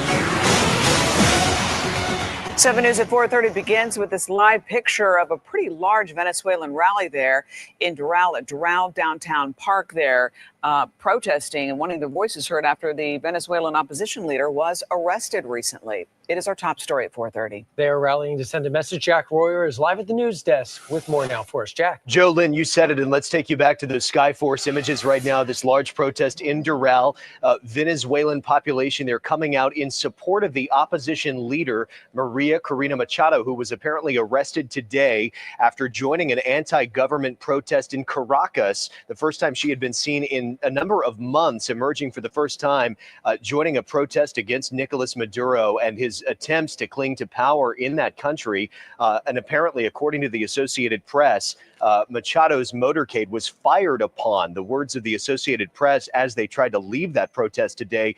And she has apparently been arrested. Now, Maduro nor the Venezuelan government has commented on this or confirmed it or issued any sort of statement about it. But you can see quite a few people joining this gathering today in Doral to protest that. I believe we have some video from Venezuela showing some of this that's occurred today, perhaps not, but this is happening right now in Doral. This is apparently that event earlier today where Machado appeared before being arrested. Again, no comments so far from the government or any officials associated with Nicolas Maduro, as 7 million Venezuelans have fled that country in recent years. This development coming today as, again, Machado was seen for the first time in public after a number of months leading the opposition party there. More as we learn it on this developing story from the news desk. For now, Jack Royer, 7 News. Question. Is Maduro want to be, let me backtrack for a second. Let me backtrack. Why do we cut off our nose to spite our faces? Why is it that he's clinging to power so much? You see a country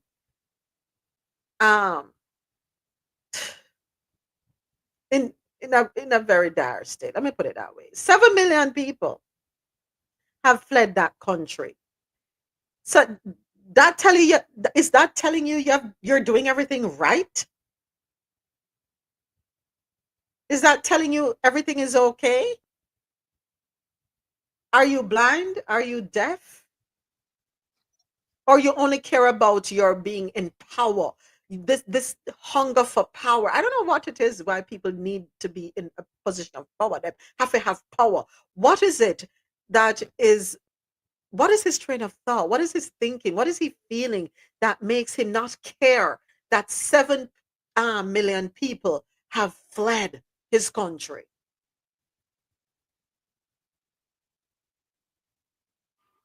He's thinking the people that have left aren't important.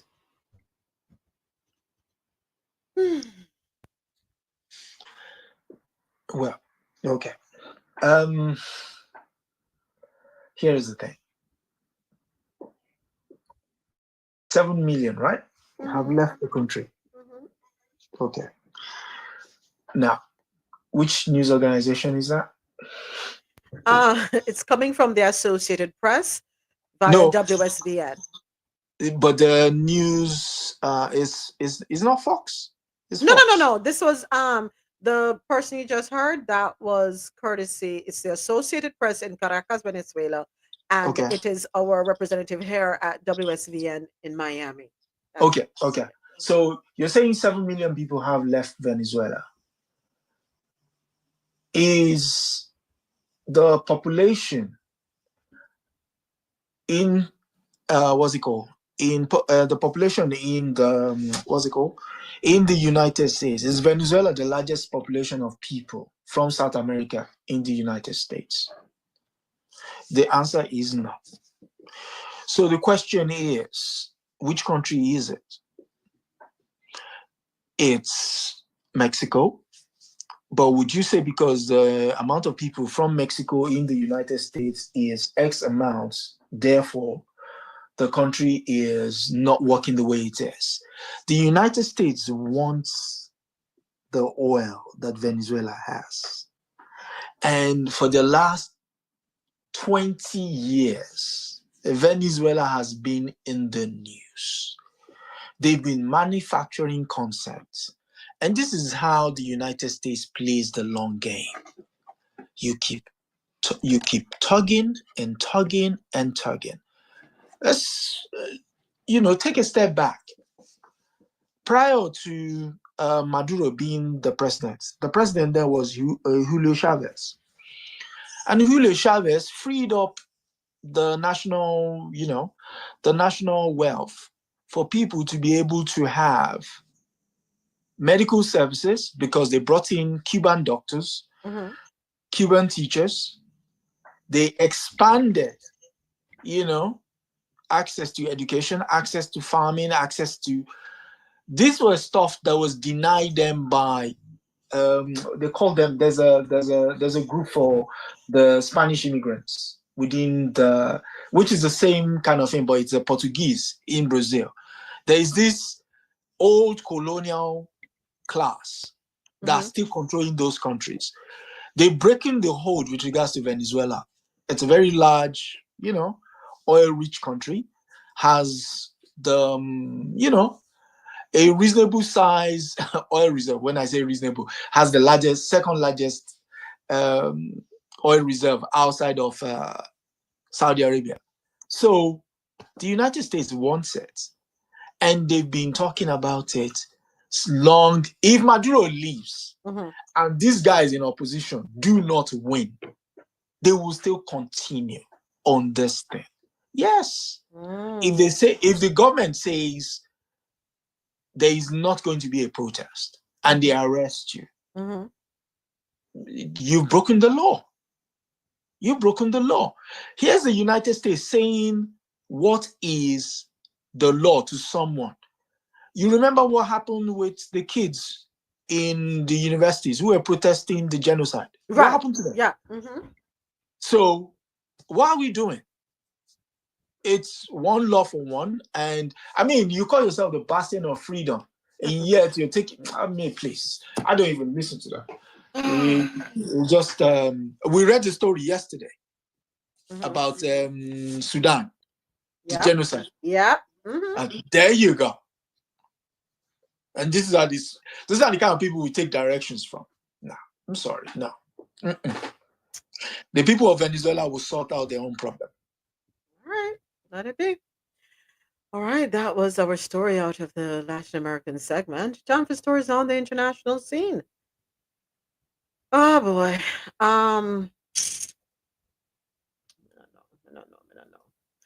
3 Gaza hospitals face imminent closure as latest Israeli raid kills 50. According to AlJazeera.com, the United Nations warns that a lack of fuel supply in Gaza threatens to shut down more medical facilities across the besieged territory, putting the lives of patients and newborns at grave risk. The UN's condemnation of the deliberate and systematic attacks on Gaza hospitals came as relentless Israeli strikes killed more than 50. Oh, Jesus. Within the last 24 hours, more than 50 Palestinians killed. Gaza health officials on Thursday said Al-Aqsa, Nasser, and the European hospitals are at risk of imminent closure after repeated Israeli bombardment and blockade of supplies as they face the same fate as Kamal Adwan, Indonesian, and Al-Adwa hospitals. I'm just asking for this to stop. I'm tired. If we don't put an end to this, when does it stop? When? They're wanting you to... I mean, there's nothing wrong with feeling empathy for people, but in harm's way.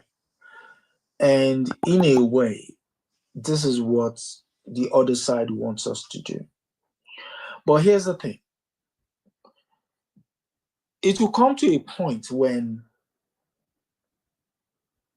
what they're trying to... I mean, they've already lost it. So I don't even know why they've lost.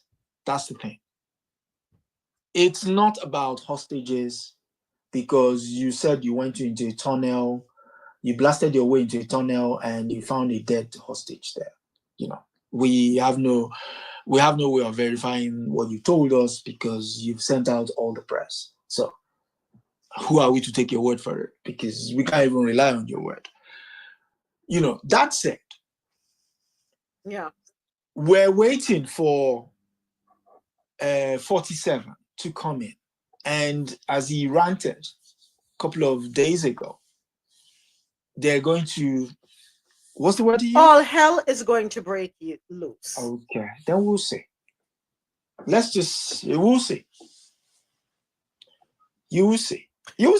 Adesoji, I'm sorry to sound this way. Let me start off by apologizing for what I'm about to say. Yesterday I said karma. Remember, I spoke about karma. We were off air and everything. I spoke about karma. Interestingly enough, I was on TikTok and I came across a video of a gentleman crying. Apparently, he was doing an interview. I want to believe the interview was being done with CNN. Let me see here. Hold on. Let me go back. It's coming. I want to tell no lie. No want. Okay. Yes, there it is. His name is James Woods. I know what you go He on, was go on. doing an interview and he broke down crying.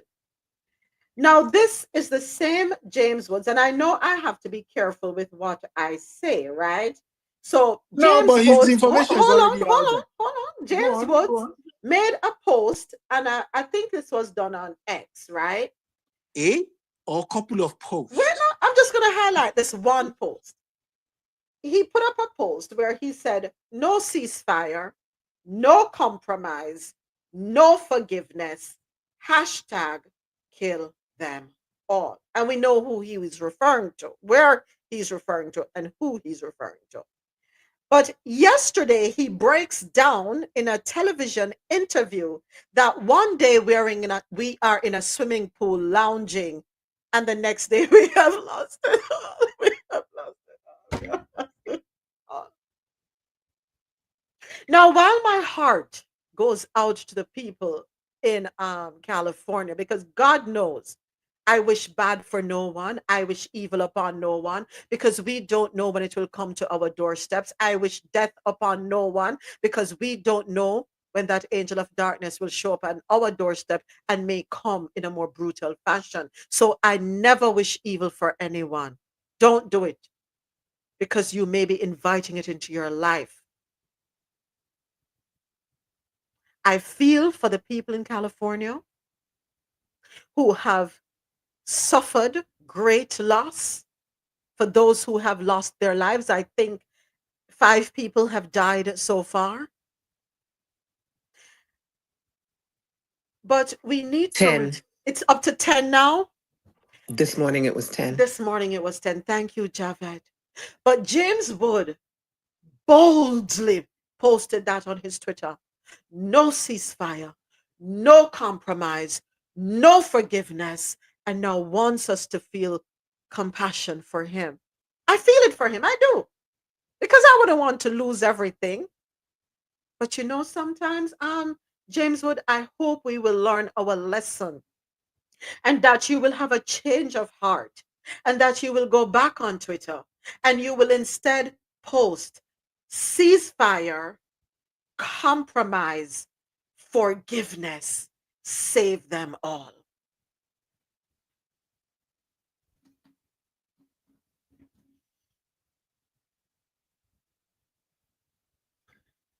Here is something else interesting, and I didn't want to move away from the topic at hand. You know what? Let me not, because we're going to revisit the whole LA situation coming up. Are you still on James Wood, right? Yes, we are. Okay. My people, the Yorubas, will say something, which is, it goes like this. Enisoku soja to barali, which is, when you stand at the edge of the marketplace and you pick up a stone and you cast it into the marketplace, can you tell who that stone is going to meet or hit? You cannot. So your words are like stone. That is why we will say also, Amanshuenu Soroni, which is when we speak, we guide our speech. Because you don't know who is listening. You don't know who is listening. And I repeat it again, you don't know who is listening 3 times, because when you speak something into the air, somebody might carry your wish forth. But what if that wind blows it back your way? What's going to happen? Who are you going to blame? So yesterday when I was watching him on CNN, I'm not laughing. I was looking and I was saying to myself, how sad it is that in your moment of vulnerability, people are actually laughing at you. How sad is it? This is why they say sometimes certain people, die alone. That's why. Because the time when you should have been casting words of community, words of warmth, words of solidarity, words of appeal into the ether. Instead, your most basic of primal instincts is what comes forth. What else do you think is going to happen? What else? Unfortunately, what happened yesterday happened. Or what, over the course of the week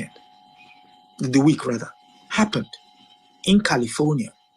But who could have legislated that an entire area will be swept like that? In apocalyptic terms, it's no different from Gaza. If you look at it. Have you seen the side-by-side images? Yeah. I have watched it. I was like, okay. You know the irony? There were swimming pools there. But it still burned. Cars were literally in some. I mean, the extent of that destruction. Going back to the story, has some biblical connotations. Because that is like, what? Somebody saying, with angelic tendencies, hold my beer. Watch this. And then when you listen to that story on CNN, and I was watching the person interviewing him, I was like, when are we going to really sit and tell ourselves some hard truths that the way we move invite certain things onto ourselves? But then again, they're not friends. So they probably won't be able to tell themselves that way. Because I'll end with this. My people will say, Kaba Wale, Kaba Renri, Kaka Kaka Kaka, which is when we enter the, into the inner sanctums and all we can hear is laughter. And we come back out. We've really not told ourselves the truth.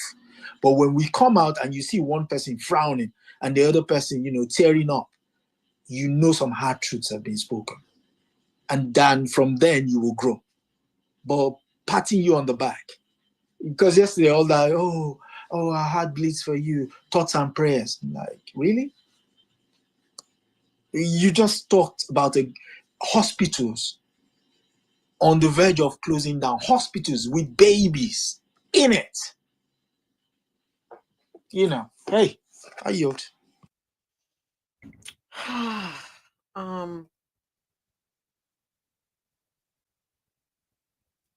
don't know.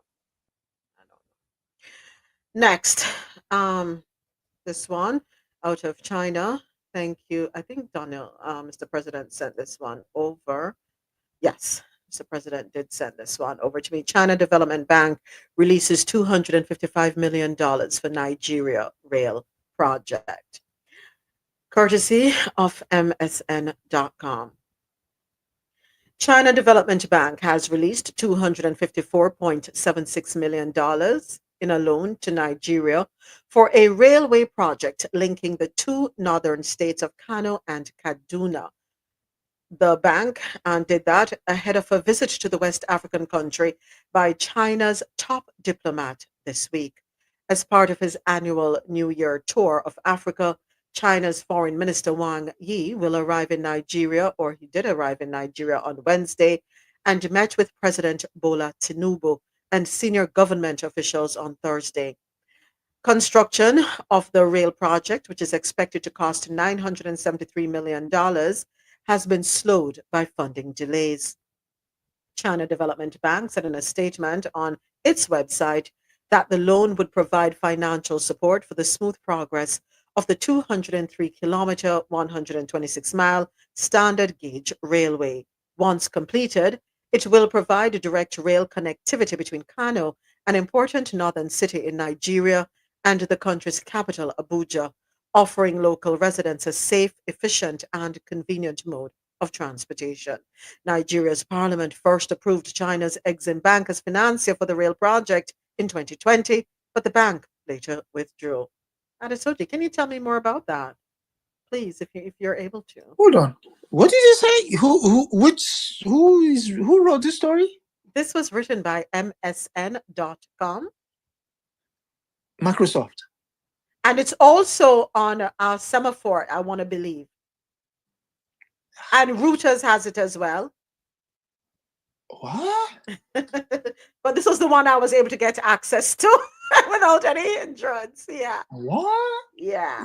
They said, talk to me about that railway line again. It will be what?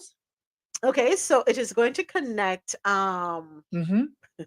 Kano, linking the two northern states of Kano and Kaduna. So Mm-hmm. it's going to be 126 miles or 203 kilometers. It's a standard gauge railway. It is expected to cost $973 million, but of course was slowed because of funding delays. China's Foreign Minister Wang Yi arrived in Nigeria on Wednesday as part of his annual New Year tour of Africa, and he did meet with President Bola Tinubu along with other senior government officials. The parliament approved China's Exim Bank as Yeah. financier for the rail Okay. project in 2020, but the bank later withdrew. Once completed, it will provide direct rail connectivity between Kano, an important northern city in Nigeria, and the Mm-hmm. country's capital, Abuja, offering local residents a safe, efficient, and convenient mode of transportation. You being Nigerian and Yes. being our Nigerian consultant, could you please talk to us Yes. some more about this one? Okay, so first things first, who wrote that story? What's the name on it? Apart So, from the MSN. apart from MSN, Yeah, okay, what's the let name me of see. it? Reporting by MacDonald Dizurutwe, editing by Alex Richardson. So the last name is Dizirutwe. Yeah. Does he have a place where the person is based? And the story by Reuters. Okay, let me see. Lagos. Reuters, Lagos. So the person who wrote it works with Reuters out of Lagos. Okay, so he's based in Lagos. Mhm. Okay. Let me just give you one funny scenario. Then you deduce what I'm trying to say. Mhm. During the colonial times, Nigeria got independence in 1960. The city of Kano was known for one thing. Guess what it was? I will not even try to guess. Groundnuts. Oh, that thing that they put in the bottles. If you Google right now, groundnut pyramid of Kano, just Google it. Okay, let me do that. So that you see the image of what I'm talking Spell about. good granules for me. I'm gonna want to spell it wrong. G-R-A. So ground nuts. Okay. Yeah, groundnuts. Yeah. Okay. So the groundnut pyramids of Kano. Okay. Yeah.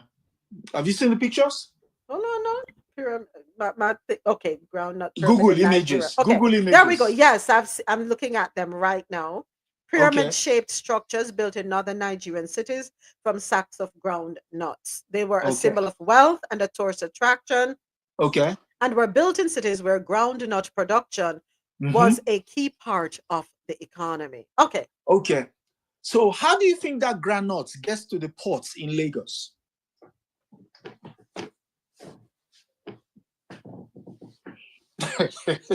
Yes. There is a rail line between Lagos, between Kano, Kaduna. Abuja is just about 30 minutes, 45 minutes away from Kaduna on the right-hand side. And that railway line runs longer than Kano. It runs from Suleja, which is just outside Kano, runs through Kano, Zaria, which is where I schooled, runs all the way to Kaduna, goes down to Lokoja, Jeba, and into Lagos. So if you want to build a new line, fine. But don't say you're connecting. There's already a line there. Okay, I see where this is going. So can you see? Okay, so first and foremost, whoever wrote that story clearly. I mean, if you're in Lagos, all you need to go to Nigeria Railway Corporation, which is in Ebute Metta, and ask them, show me the train line of Nigerians. They will show you. They will show you. And most of the train lines tells you what will give you an inkling of where they're coming from, because they start at a point. They're not connected. They start at a point. So the farthest in the north is Kano. The farthest in the east is Enugu.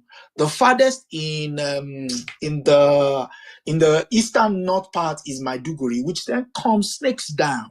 Yeah, and they meet in Lokoja, which is the key part where Lord Dugard was based. And the reason why I say all of this is when they file stories like this, you're not only misinforming. Yes, the government might want to build a new line, but it's not the first line. So the very premise of why they're building it is wrong. It's wrong. And that railway line is two lines. There is one for goods and there is one for passengers. Oh, interesting. Why? Yes. Why for passengers? Because I schooled in the north. And if I don't take at that time, it's either, depending on what time I return to school, it's either the plane or the bus. When I'm coming back to Lagos, we as a group will get on the train and come down to Lagos. So I don't know what it is he's talking about. All right. Follow the money trail is what I'm hearing. Thank you very much. Somebody's about to get rich. That is what I'm hearing. Follow the money trail, leaving the country, the citizens to carry the bag. There you go. I beg. So are we going? Is it safe to say that a new private jet is on the horizon? Listen, you know, we're not just talking private jets. We're talking phantom Bentleys. You know, since that's the new poncho now. Everybody wants to buy a private jet. No longer open my Maserati. No more Maserati? Yeah, but no, the roads are not. The roads outside of Lagos. Okay, no. To be fair, the roads in the western part. The roads, no, to be fair. Yeah, I have to be fair. No, I have to be fair. Open my Maserati. Yeah, so the roads in Lagos are okay. The roads in the neighboring state of Ogun State is okay. It's when you go past Ogun State that then you really can't, you take your chances. But kudos to them. They want to build the first line. Well, let me go ahead and warn my husband. I they go take trip to Nigeria. Well, I go find me Nigeria husbando. Cause money they go be enough plenty. Oh, they go rain. And funny enough, if you're talking about money, you go to Kano. Oh, Jesus. Go to Kano. Kano is outside of Lagos. It's the richest state. Outside of Lagos. Hey, can a woman there have more than one husband? No. I don't. No. I don't think that. And you know what else they have? You know what else they have in Kano? They have one of the oldest mud castle that is still being used till today. That is more than 800 years old. Wow, look at that. An entire city, Old Kano City, is built entirely of mud and straw. Those buildings still exist till today. In fact, natural AC. Yes. Natural AC. If you Google the Emir of Kano's castle, you will see it in its fine glory. I will behave myself. But so with so much money swirling around, $254.76 million in loan released. So some of it skim off at the top. They don't need. You see, the reason why I balk at the story is not just for the inaccuracy in the story. It's also the fact that Nigeria technically does not need to borrow all this money. It doesn't. Hey. It doesn't. It doesn't. My state alone, in a month or two, will generate that money for you to do your thing. All right. Well, let's see. All right. Thank you. Thank you very much. That was our correspondent, our Nigerian correspondent based in the UK, Adesoji. Check him out on Adesoji Speaks Knowledge every Sunday YouTube channel. All right. All right. Next up, Lebanon. Lebanon chooses a new president after 2 years without one. Then what can go? So this one, courtesy of NPR, and we do have a soundbite for this article. Let's go ahead and take a listen. All right, hold on. Let's try this again. Let me refresh. Okay, let's see if we can get it to play. All right, internet slow down, pa me. Mekwisi. After more than 2 years without a president, Lebanon has chosen a new leader. Youssef Aoun is already head of Lebanon's military. Now he will be president. As NPR's Emily Fang reports, he has a lot of work ahead of him. I'm outside the Parliament building where car after car is arriving with members of Parliament, foreign dignitaries. They gathered in Beirut to try for the 13th time to pick a leader. Their last president finished his term in 2022. It's now long overdue that we really need to have a new president. That's Abdul Rahman Bizri, an independent member of parliament. He threw his support behind Youssef Aoun, a Maronite Christian, which by convention in Lebanon's highly sectarian society is a prerequisite for being president. Aoun is already commander of Lebanon's military, so technically he ran in breach of a constitutional restriction that bans those already holding office, like his, from running as president. But he also commands widespread respect, says another independent parliamentarian, Elias Jardeh. That was our vision, that for a person who can be a bridge and can convince all parties in Lebanon. Convince all parties in Lebanon, but that has been easier said than done. Initially, Aoun's candidacy was blocked by other sectarian factions, including the political wing of Hezbollah, the Iran-backed fighting group. But now Hezbollah's political clout has been severely diminished after a damaging war with Israel. And in a second round of voting on Thursday, Aoun got the votes he needed. Not everyone was happy about this. He's perceived as overly US and Saudi Arabian friendly. Aoun, in his acceptance speech, tried to project confidence, promising to strengthen Lebanon's weak state. For example, vowing to make sure only the state bears arms, an implicit promise to disarm Hezbollah, Lebanon's most powerful militia. Aoun will also be key in implementing a ceasefire with Israel. After his speech, a celebratory band kicked into high gear. But for Aoun's presidency, this is just the start. He now has to marshal Lebanon's fractious parliament and find enough consensus to appoint a prime minister and a cabinet before any real work can begin. Emily Fang, NPR News, Beirut. In protest, several politicians cast blank ballots in Thursday's vote or filled out ballots with nonsensical candidates, including one vote for the U.S. Senator Bernie Sanders. Laughable. But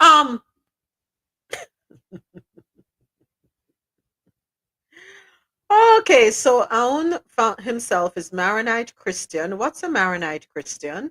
I'll look that up.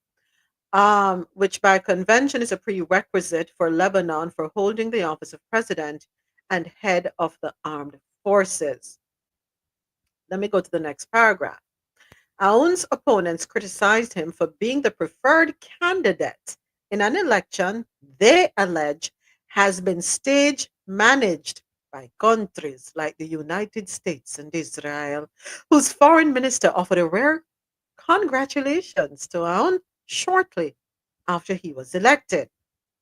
Aoun has been working closely with a US-led monitoring commission to enforce the November ceasefire between Israel and Lebanon and has been praised by US officials. I rest my case. Adesoji, you want to say anything? I noticed your emojis. The story of Lebanon is the story of, when you um, slaughter a chicken and you take out the feathers, the neck, the leg, the wings, and you keep the whole part, the middle part, right? The more nourishing part. That's the story of Lebanon. During colonial days in the Middle East, people took out the best parts and left, because if you look at the history, France was the one that colonized Lebanon.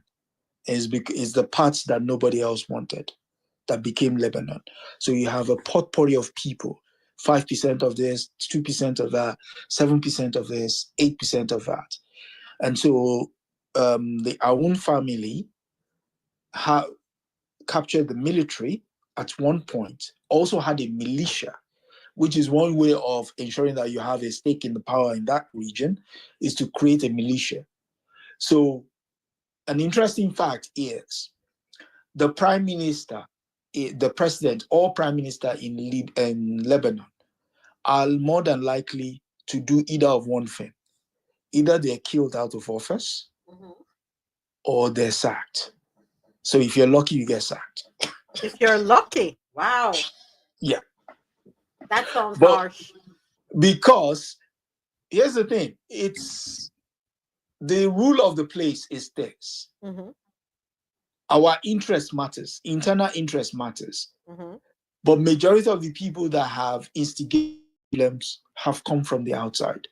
And you can look no other than the south part of the country. You know which country is there, so I yield. All right, next up. Thank you. Thank you so much. Thank you, Adesoji. But I'm trying to be very tactful. So sometimes I will just exercise restraint and refrain from saying certain things, right? Next up on the international scene, major shipping nations back flat tax on carbon emissions. This article, courtesy of Semaphore, and I want to believe this one is also courtesy of Mr. President. Some of the world's most important shipping nations backed a flat tax on the industry's carbon emissions. Liberia and Panama, home to the world's biggest shipping registries, along with 43 other jurisdictions, accounting between them for 66% of the world's total tonnage, agreed to the proposed levy on ship owners. Brazil, China, and the US opposed the deal. But the wider support boosts the chances that a global agreement could be reached. The shipping industry produces around 3% of total emissions, equivalent to the airline sector, and proponents hope a flat tax will push ship owners to use low emission fuels or other clean alternatives. All right, so what can I say? Details of the tax are still unclear. Shipping has enjoyed decades of low regulation. Is that unreasonable to charge them for the carbon emission? The revenue that will be generated from this tax, how will that revenue be used? Will they use it to embark on ways and means to clean up the atmosphere, so to speak, right? We talk about climate change, and we know that climate change has been the result of many things: manufacturing, transportation, pollution. Let's call it pollution. Let's put it under the umbrella of pollution. How do we clean up the atmosphere? You pay the tax, and then what measures do we put in place? So you pay the tax and we allow you to continue with the hope that you will revisit and find alternatives. But if you don't find the alternatives and you don't use the low emission fuels, you just go ahead and pay the tax. But that's not fixing anything in the atmosphere. I'm trying to make sense of it here. Wouldn't it be better to say You must use low emission fuels or other clean alternatives, and failure to do so would result in attacks being levied upon you. What are your thoughts there? Or am I out of pocket? No, you're not out of pocket. You raise very important what's it called? Very important points.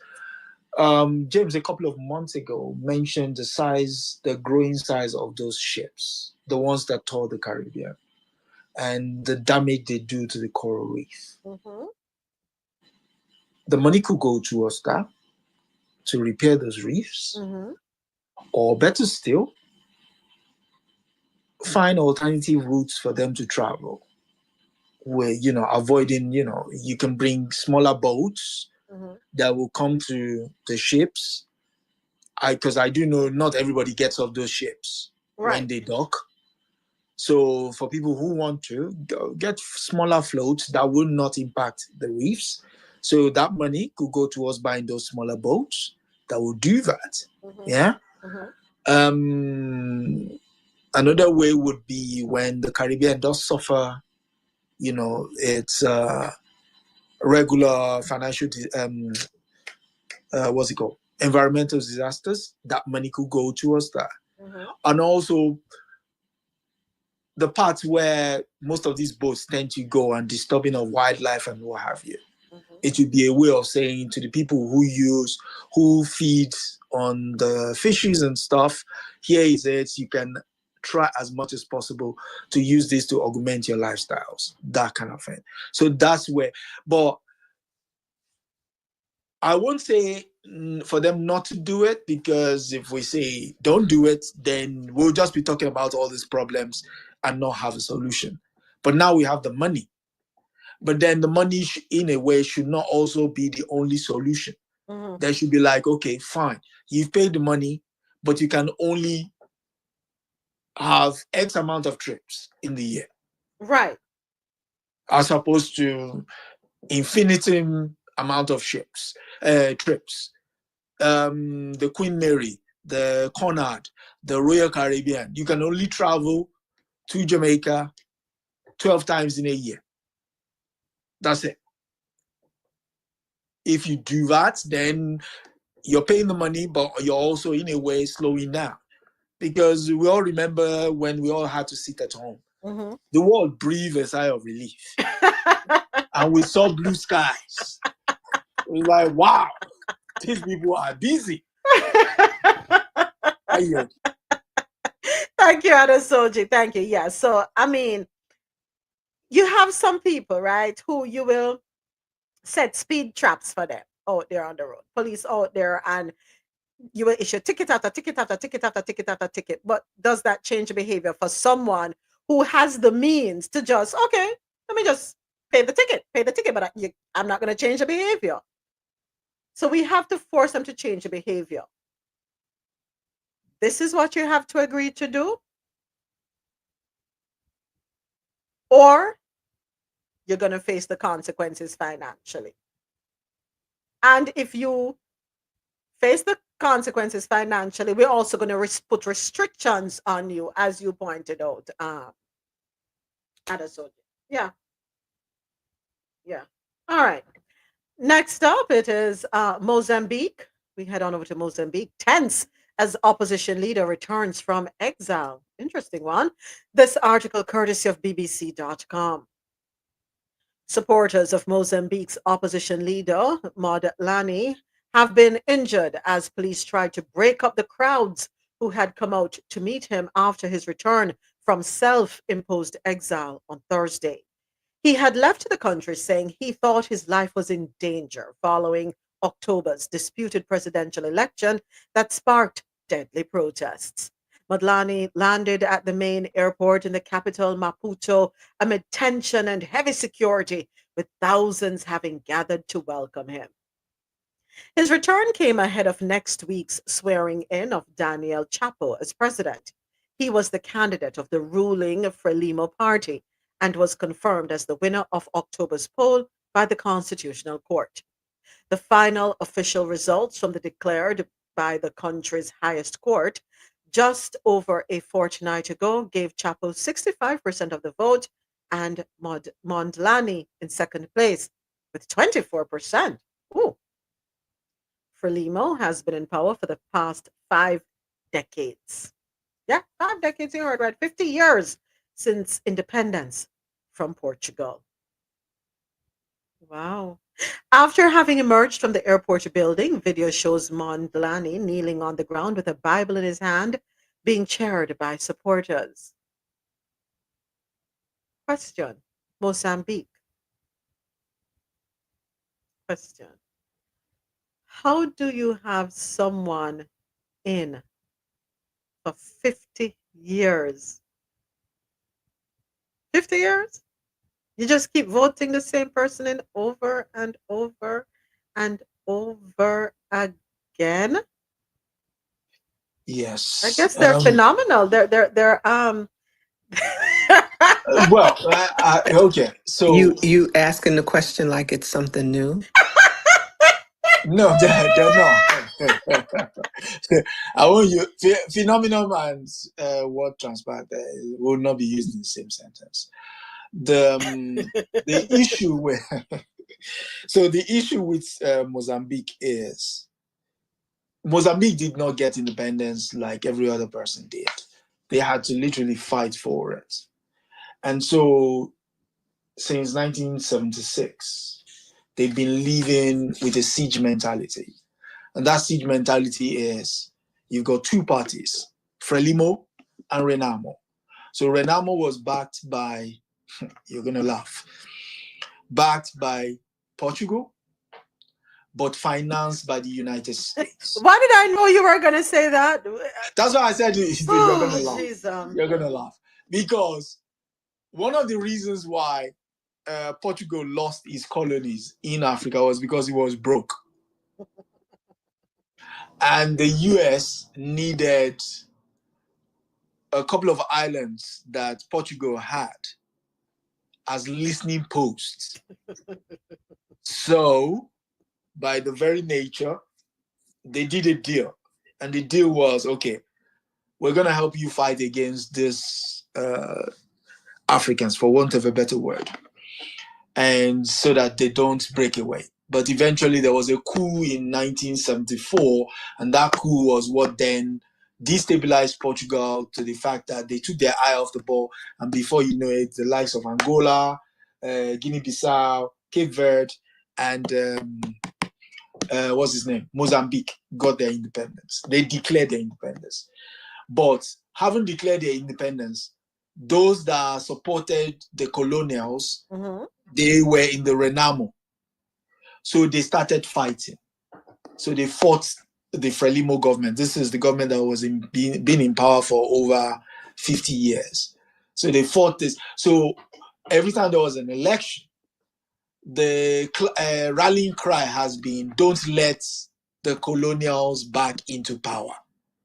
So you see why, yeah. So that has been the thing. Now here's the thing, where fast forward into the 2020s, the guys who fought for independence are in their 80s, 70s. The kids they had are in their 60s and 50s. The kids those ones have are in their 20s. Now, how do you keep that same rhetoric going generation after generation after generation? It worked for the first generation and the second generation. For the generation with the internet and their mobile phones and TikTok, it's not going to work. So here's a problem. The country is having a schism as to thinking if the opposition, which we clearly know has, again, the United States, has their trappings. Why? Mozambique recently discovers a very lucrative oil field. Hey, listen. There are just certain things you can't make it up for real. There are just certain things that are consistent. Yeah. So that's why I say when you look at Africa and you hear there is uproar, there is fighting over something.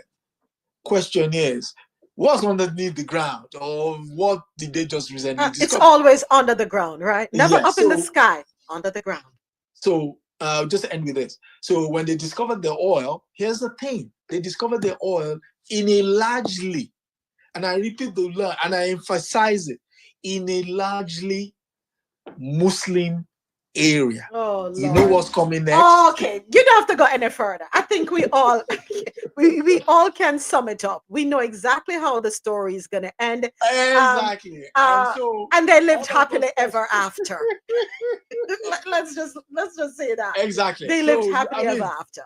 And so any story that you hear that comes after that, you fill in the blanks. Fill in the blanks. Yeah, you know. But so just a little bit for everyone listening, let's talk a little bit about Mozambique.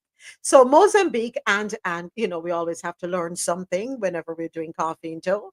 Mozambique and Angola gained independence from Portugal after armed conflicts and a military coup in Portugal. So let's go in a little more. Mozambique, War of Independence. The Mozambique Liberation Front, Frelimo, fought against Portugal in an armed conflict that began in 1964. The war ended with a ceasefire in 1974, 10 years, okay? And Mozambique gained independence in 1975. Carnation Revolution. In 1974, a military coup in Portugal overthrew the dictatorship of Antonio de Oliveira Salazar. This event, known as the Carnation Revolution, paved the way for the end of Portugal's colonial wars in Africa. Frelimo. The Liberation Front of Mozambique was led by Eduardo Mondlane, who returned to Mozambique from the United States in 1963. After Mondlane's death in 1969, Samora Machel led Frelimo into Mozambique until Mozambique gained independence. All right, so clear your throat again, and there you have it. You said, what did you say? You said Mondlane. What happened to him? His death in 1969. He returned from the United States in 1963. You know how he died? No, tell us, pray tell. Yeah, he was blown up. No. Ooh. And Wow. No, he was blown up, and also we know who did it. All right, and we rest the case right there, and that story closes out our international news segment. Coming up after this quick break, we have stories out of North America. Coffee and Toe is brought to you in part by Lormel Skin Food. Log on to LormelSkinFood.com. Discover the range of natural skincare solutions. Indulge in the radiance of natural and organic beauty with the best natural and organic soap bars, whipped soaps, body butters, and oils. All 100% natural products. Lormel Skin Food for a natural, beautiful you. The world's best coffee from our farms to your cup. It's Grant Coffee House.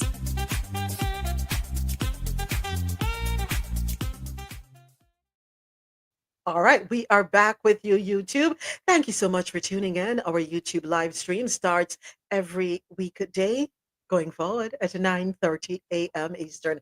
And I have to say a big thank you to my fan base family, my co-mods, and everyone here supporting me on Coffee and Toe, making this possible. Do not forget to hit that subscribe button and turn on your notification so you know when we are live. All right, stories out of the wonderful North America.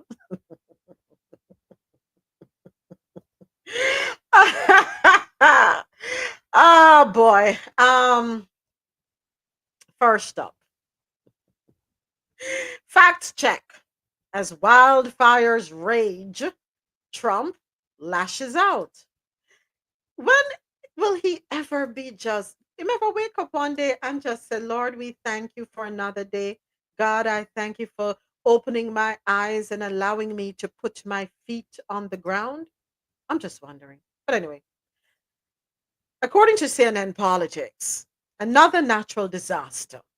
Another series of false claims from President-elect Donald Trump. For years, Trump has littered his statements on California wildfires and other disasters with inaccurate assertions. He did it again on Wednesday as wildfires raged in Los Angeles County. Well, here is the fact check. FEMA funding. Trump claimed on social media on Wednesday that President Joe Biden is leaving him no money in FEMA. Mhm. Facts first. Trump's claim is false.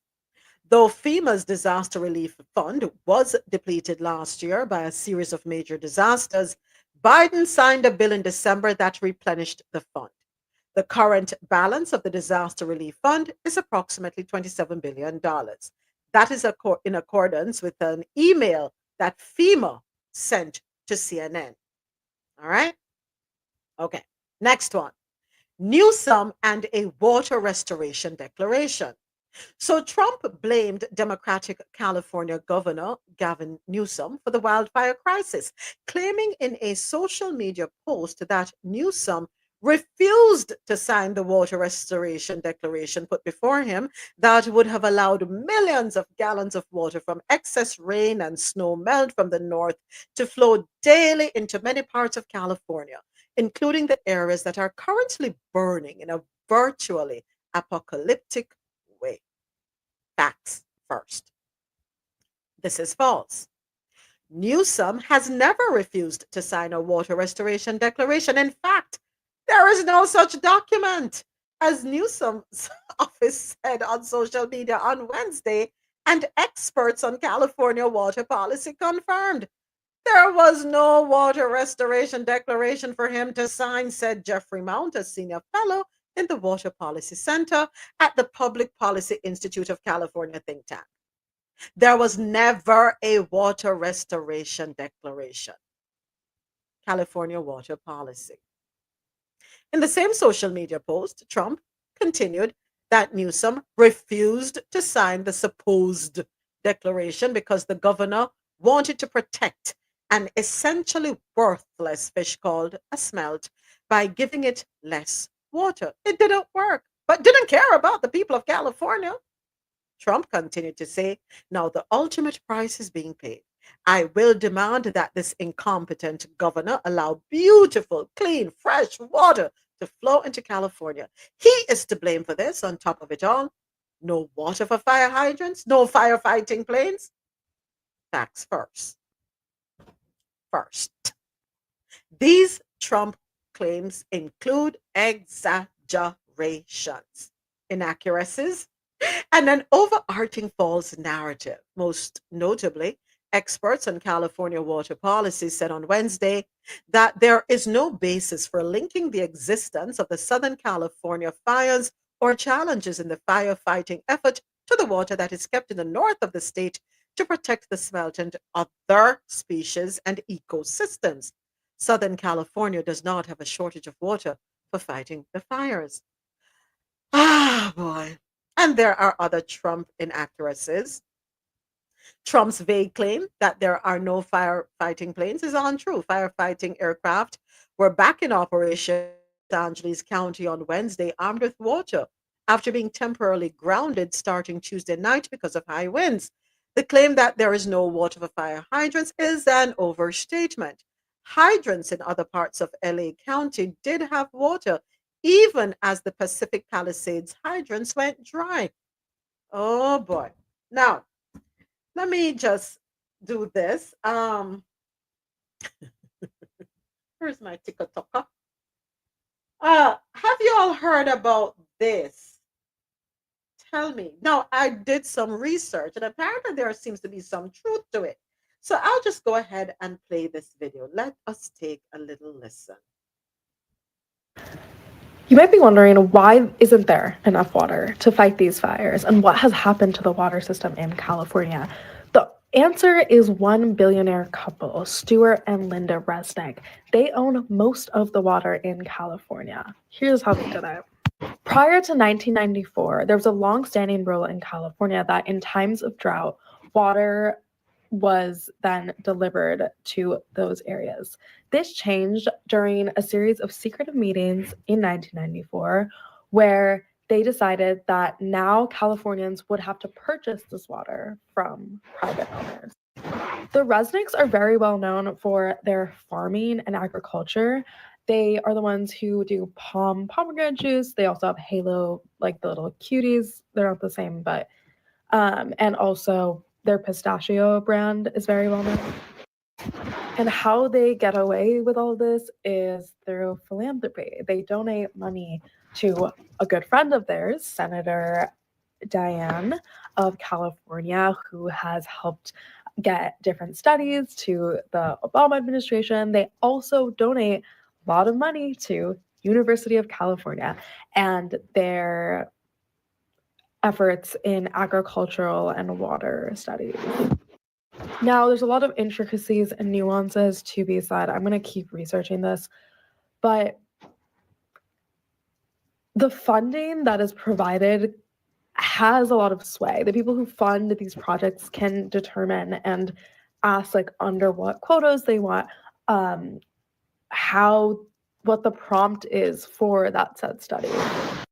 And as we see everyday people suffering it because of it, as we see firefighters who are just heartbroken because there's not enough water, we question why. And the reason is greed and selfishness that two people got away with and are still getting away with.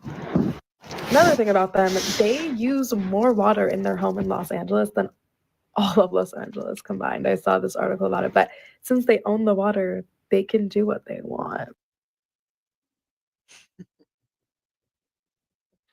Moments, repeat the name. Did you write down the Resnick. name?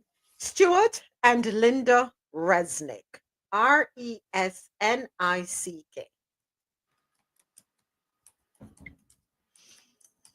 Mm. So the unfortunate part of the news that we're going to get in the coming days, I don't know if we'll be able to know the difference between the truth and not the truth. Because fact checking, or is that what they call it? Fact checking is going to be ignored Thank you. on some very important platforms. We already question the news stations that we watch. And then you have all the other people that are going to be speaking on the news.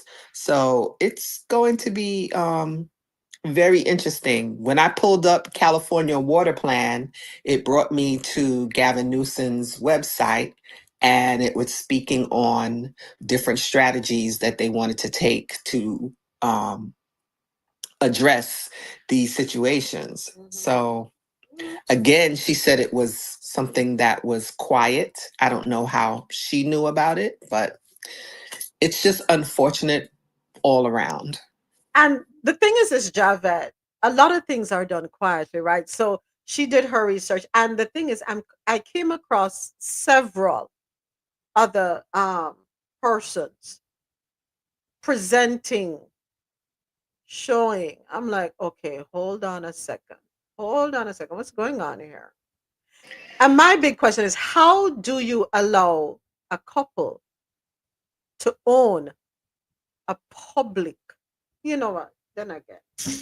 So what just comes up is Linda Resnick is the founder of Fiji Water. And where Fiji is supposed to come from?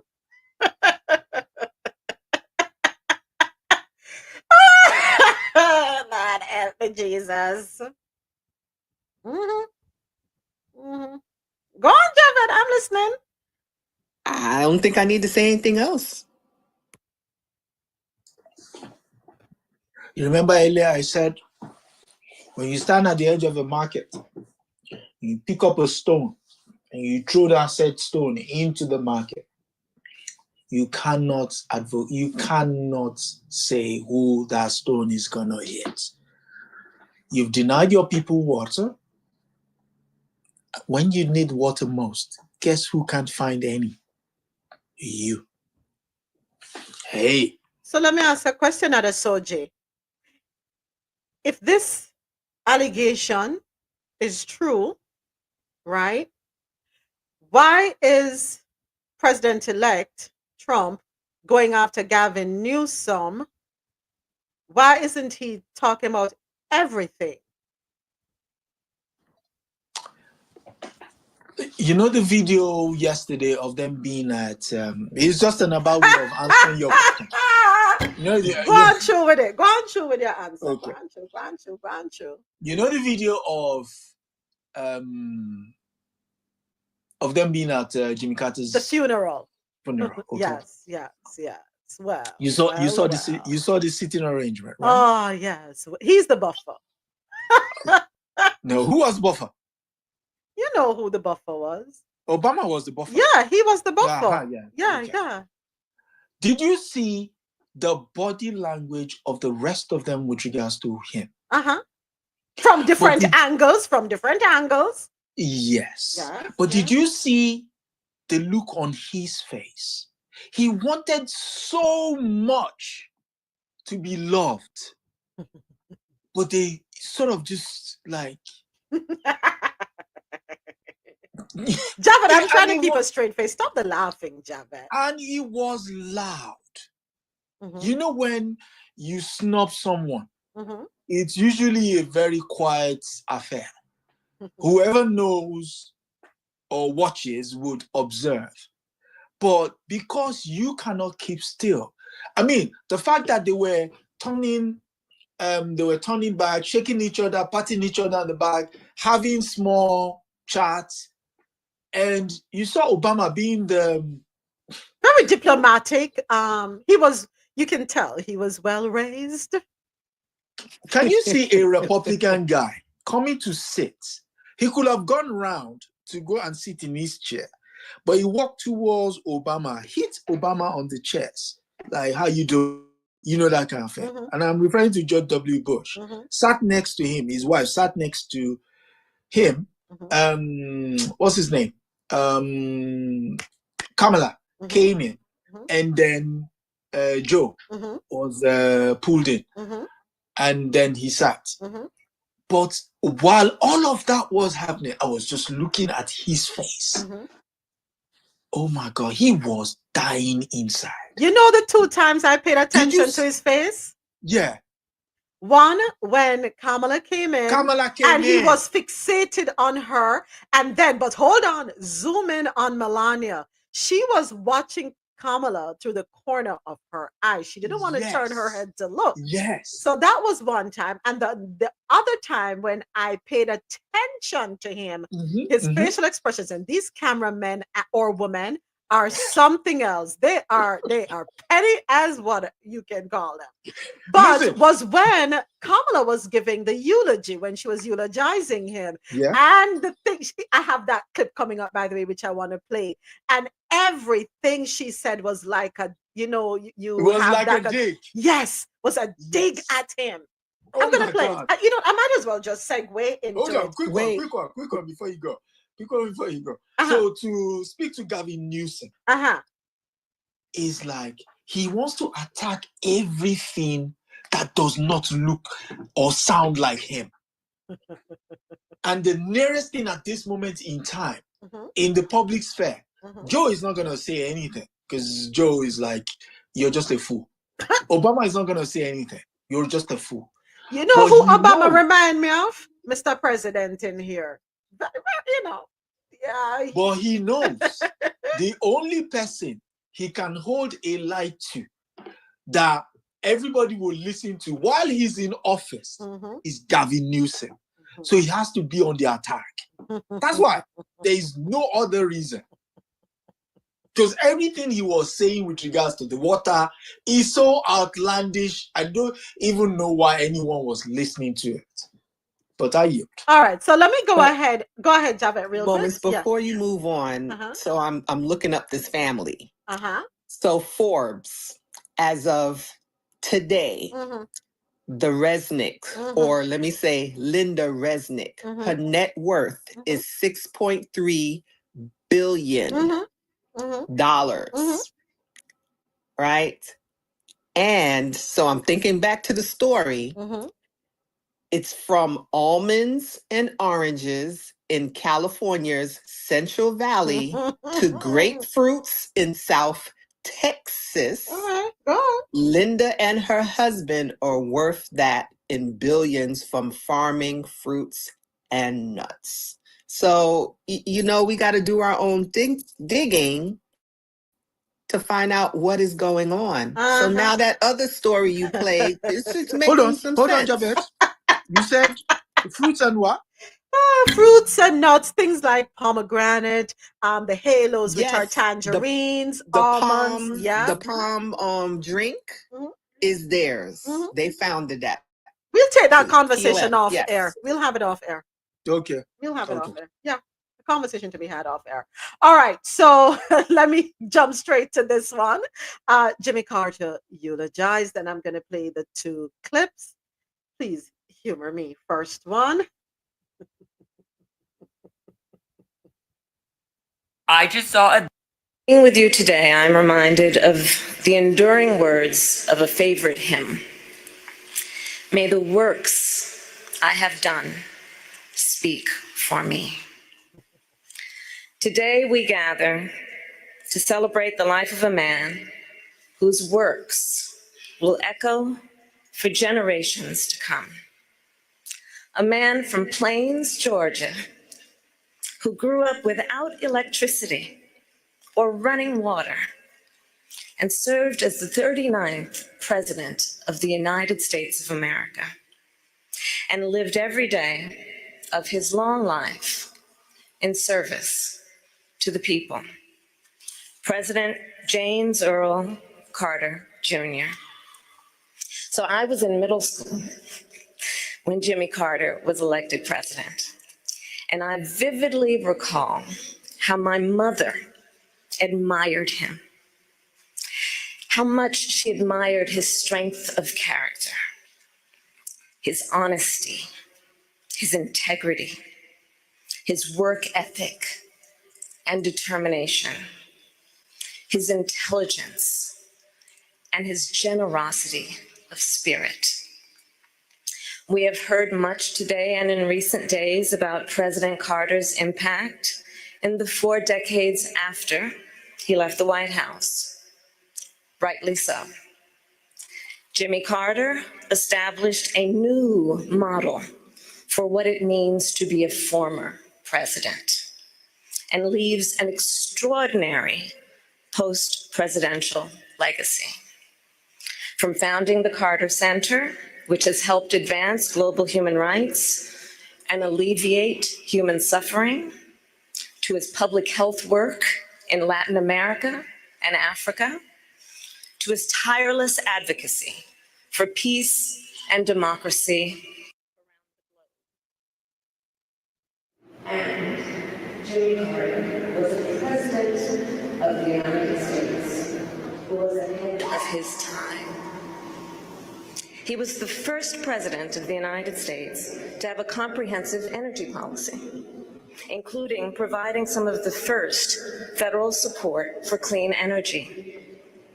He also passed over a dozen major pieces of legislation regarding environmental protection, and more than doubled the size of America's national parks, including protecting our beloved redwoods in my home state of California.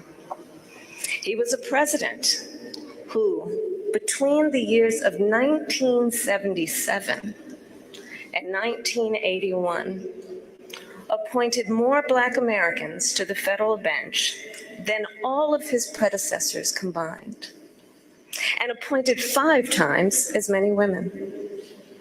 And in the wake of Watergate, Jimmy Carter passed historic ethics legislation to help rebuild America's faith in government.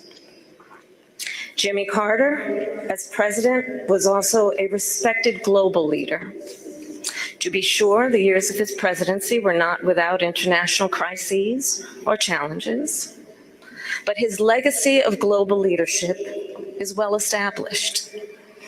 In Asia, he instituted full diplomatic relations with China, which he would later call one of the most historically significant accomplishments of his presidency. And his legacy lives on in the Middle East because do recall, in the decades before Jimmy Carter became president, Israel and Egypt had been at war numerous times. Few thought peace could be achieved between them. Yet Jimmy Carter did that. Through his persistence and perseverance, through his unshakable belief in the power of American diplomacy, he secured the Camp David Accords, one of the most significant and durable peace treaties since World War II. And throughout the world, Jimmy Carter elevated the role of human rights in America's foreign policy priorities and uplifted the importance of civil society in doing that work. Jimmy Carter was a forward-looking president with a vision for the future. Consider his establishment of the Department of Energy in 1977, which anticipated the central role it would play in addressing the climate crisis. His creation of FEMA in 1979, which enabled our nation to mobilize a national response to disasters, which has helped countless communities rebuild and recover. And his founding of the Department of Education later that year, which elevated public education institutions and increased national standards for the education of America's children and future leaders. Jimmy Carter was that all too rare example of a gifted man who also walks with humility, modesty, and grace. Recall the stories from the 1976 campaign about how he slept in the homes of his supporters to share a meal with them at their table and to listen to what was on their minds. How on their first trip for Habitat for Humanity, Jimmy and Rosalind rode the bus with the other volunteers. And when the group stopped for the night to stay at a local church, Jimmy and Rosalind gave their private room to a young couple who had put off their honeymoon to join the trip. And with the other volunteers, they then slept on the floor of the church basement. And then, of course, his work to eradicate the vicious guinea worm disease that once disabled millions of people a year. It was one of the Carter Center's greatest triumphs. And Jimmy Carter, of course, given his nature, attributed its success not to his own leadership, but to the thousands of everyday Africans who were on the ground doing the work. Throughout his life and career, Jimmy Carter retained a fundamental decency and humility. James Earl Carter Jr. loved our country. He lived his faith, he served the people, and he left the world better than he found it. And in the end, Jimmy Carter's work and those works speak for him, louder than any tribute we can offer. May his life be a lesson for the ages and a beacon for the future. May God bless President Jimmy Carter, and may God bless the United States of America. And I'm just going to go ahead and play the other video and then we can talk. They spent 4 years in the governor's mansion and 4 years at the White House, but the other 92 years they spent at home in Plains, Georgia. And one of the best ways to demonstrate that they were regular folks is to take them by that home. First of all, it looks like they might have built it themselves. Second of all, my grandfather was likely to show up at the door in some 70s short shorts and Crocs. And then you'd walk in the house and it was like thousands of other grandparents' house all across the South. Fishing trophies on the walls. The refrigerator, of course, was papered with pictures of grandchildren and then great-grandchildren. Their main phone, of course, had a cord and was stuck to the wall in the kitchen, like a museum piece. And demonstrating their Depression-era roots, they had a little rack next to the sink where they would hang Ziploc bags to dry.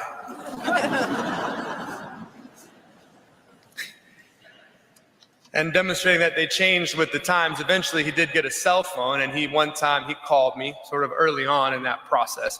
And on my phone, it said, "Papa, mobile." So I answered it, of course. I said, "Hey, Papa." He said, "Who's this?" I said, "This is Jason." He said, "What are you doing?" I said, "I'm not doing anything. You called me." He said, "I didn't call you. I'm taking a picture."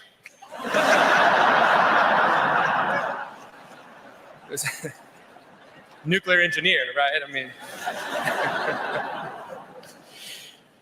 they were small town people who never forgot who they were and where they were from, no matter what happened in their lives. But I recognize that we are not here because he was just a regular guy.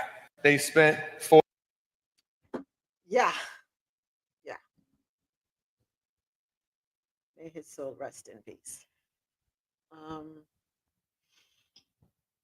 And what ties this story to the previous story we're reading? He would say, "I'm just a peanut farmer from rural Georgia." Yep.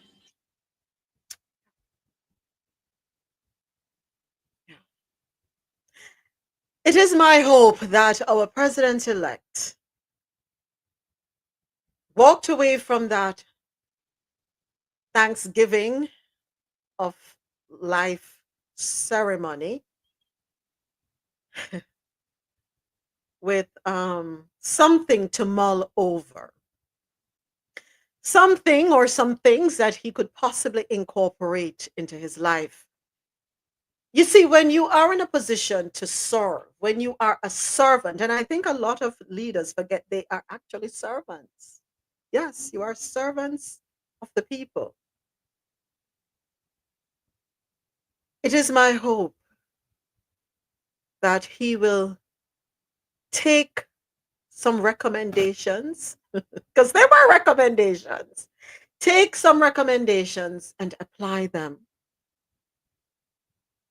Apply them. Otherwise, God help us all. Jimmy Carter lived long enough to cast his vote for Kamala Harris. He believed in the country. He believed that the country could be saved under different leadership. And I'll say nothing more. And he decided to check out just before he got back in. Are you laughing at us? I don't like you, Adesoji. Not today. You're not being nice to us today. I have to say that I did not watch it, but I'm sure that she felt honored that she was asked to say the eulogy. Yes. Yes. Yes. His spirit was crushed. I can say that. It was. Chef Kiss. It was like, we're going to humble you. And the sad part about that thing is, when I was watching that film, the ceremony, something just said, who is the one guy here that you can say would be able to say a good word about you in that space? I mean, look at all the ex-presidents. They were, kiki kakaing, that kind of thing. And one was reading, what's his name? It was Al Gore. that was asking where is. You could read his lips, and he was asking where is Michelle, and you know they that kind all of thing. love Michelle. I know Yeah, George so W. Bush was disappointed that Michelle wasn't there. yeah. Because yeah, I mean, you could see that it was. They just. He was like a lamppost. Oh my God, I fell for him. I don't know why, but you know what? Let's keep no, moving. seriously. We don't want Adesoji to It break was out in touching. tears. We only have 21 minutes. Let's keep going. The only There part was I did. Hold on, Sean. Go ahead, Javed, and then Sean. The only part I did see was when he greeted Pence and his wife. That was the highlight for me, but that was the only part that I saw. Because you notice his wife was busy reading. Reading what? Whatever was in her hand. She wasn't greeting. She didn't want to greet. Go ahead, Sean. Yeah, she looked down at that program gracefully. Like she did not like give no eye contact at all. Oh my God. I saw a shot this morning. I forgot what page. It was on social media, but they were showing a shot of basically Celebrity Row with all of them. And interesting enough, you can tell where they support or they're displeased of the incoming guy, because it showed everybody and the column that he was sitting by, and you couldn't see him in this shot of the picture. Like literally, it was just a column. I was like, yeah, that's exactly where he needs to be, not seen and not heard from. Thank you, Sean. All right, we're going to keep it moving. We have 20 minutes before we have to wrap up. Woo, gone. All right, real quick. This one out of Miami. Miami man pleads guilty in failed ransom plot that may have been linked to a $240 million crypto heist. Oh, ouch. Ew. All right, real quick. A South Florida man pleaded guilty on Thursday in connection with the carjacking and kidnapping of a Connecticut couple in what authorities called a failed ransom plot that may have been linked to a $240 million cryptocurrency heist. Michael Rivas, and he's only 19 years old, of Miami, was one of 6 men arrested after a series of events in Danbury on August 25th. He pleaded guilty to kidnapping and conspiracy charges in federal court in Hartford. 2 others are expected to enter similar pleas in the same court on Friday. Young man, 19 years old, $240 million cryptocurrency. I say, you don't give me none of the money. Lord of mercy, you don't give me none? Oh, come on, Michael, do better. But as I'm looking at Danbury, I'm thinking about the Ton with Lady Danbury. But anyway, let's keep it moving. Next up, a Jamaican mother has been awarded $9.6 million in a U.S. court ruling for her daughter's killing. Let me go ahead and post this one on YouTube. Oops, almost lost my train of thought there for a second. Let me post that up, since that is what we are talking about. All right, here we go. That has been fixed. So according to CaribbeanNationalWeekly.com, a Jamaican mother, Nadine McKenzie, has been awarded US $9.6 million by a federal judge in Westchester County, New York, following the tragic death of her 13-year-old daughter, Shamoya McKenzie, in a gang-related shooting in Mount Vernon on New Year's Eve in 2016. Look how long that took. Wow. The award, one of the largest for a young person in Westchester's history, seeks to hold the perpetrators accountable for their actions. 4 men, Sincere Savoy, David Hardy, Marquis Collier, and Jermaine Hewley, were convicted and sentenced for their roles in the incident, with prison terms ranging from 22 to 31 years. Jamaican-American Damon Williams, United States Attorney for the Southern District of New York, had announced the charges. According to the court documents, the breakdown of the damages includes US $1.75 million in compensatory damages awarded jointly and severally against all 4 men, punitive damages of US 2.625 million against Hardy and US 1.75 million against Collier, Hewley, and Savoy. Post-judgment interest calculated from the entry of the judgment until payment. So who going to pay that? That's the question I want to know. Get an answer. Who's going to pay that in this case? Because 1.7 million in compensatory damages were awarded jointly and severally against all four men. Hold on, let me go back up.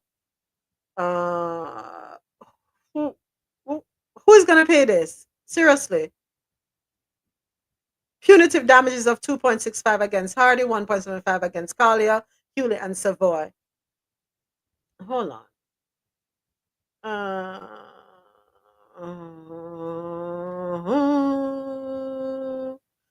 Anybody know who going to pay it? So some cities have a victim fund. Okay. Not to say that that's what's happening here, but maybe it's coming from that. Okay. I mean, yeah, it sounds good that the court has awarded this money, but I'm looking at the situation. I'm looking at the article, I should say, and I'm wondering who is going to pay it, because if they're incarcerated, do they have the money to pay? Do their family? Is it their family that has to pay this? I don't know. I don't know. Just wondering. All right, let's move it right along. Well, good for you. That good for you to this mother who has suffered, Miss Nadine McKenzie, after the tragic death of her daughter. And by the way, yes, 9.6 million that has been awarded. From 2016, how many years is that, Javette? 9 years, 2016 to 2024, 8 years Yes. rather, because yeah, 9 and 6 is, yeah. yeah, Mhm. 9. Okay, all right. Thank you, thank you. I was looking at it from New Year's Eve 2016 to New Year's Eve 2024. That's what I was saying 8, but okay, 8, 9. Next up, ex FBI informant who fabricated a bribery story about Biden and his son Hunter gets 6 years in prison, according to APnews.com. A former FBI informant who fabricated a story about President Joe Biden and his son Hunter accepting bribes that became central to Republicans' impeachment effort was sentenced on Wednesday to 6 years in prison. Alexander Smirnov pleaded guilty last month in a Los Angeles federal court to tax evasion and lying to the FBI about the phone bribery scheme in what prosecutors say was an effort to influence the outcome of the 2020 presidential election.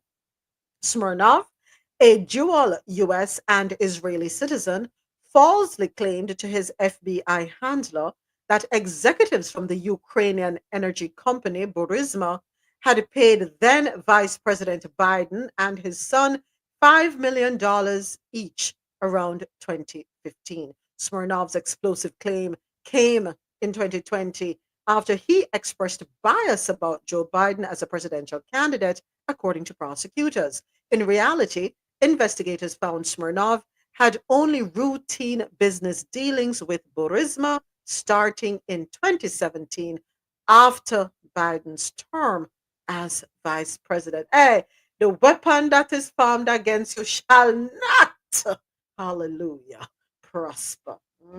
Not too wicked. Wicked. All right. TikTok talk, real quick.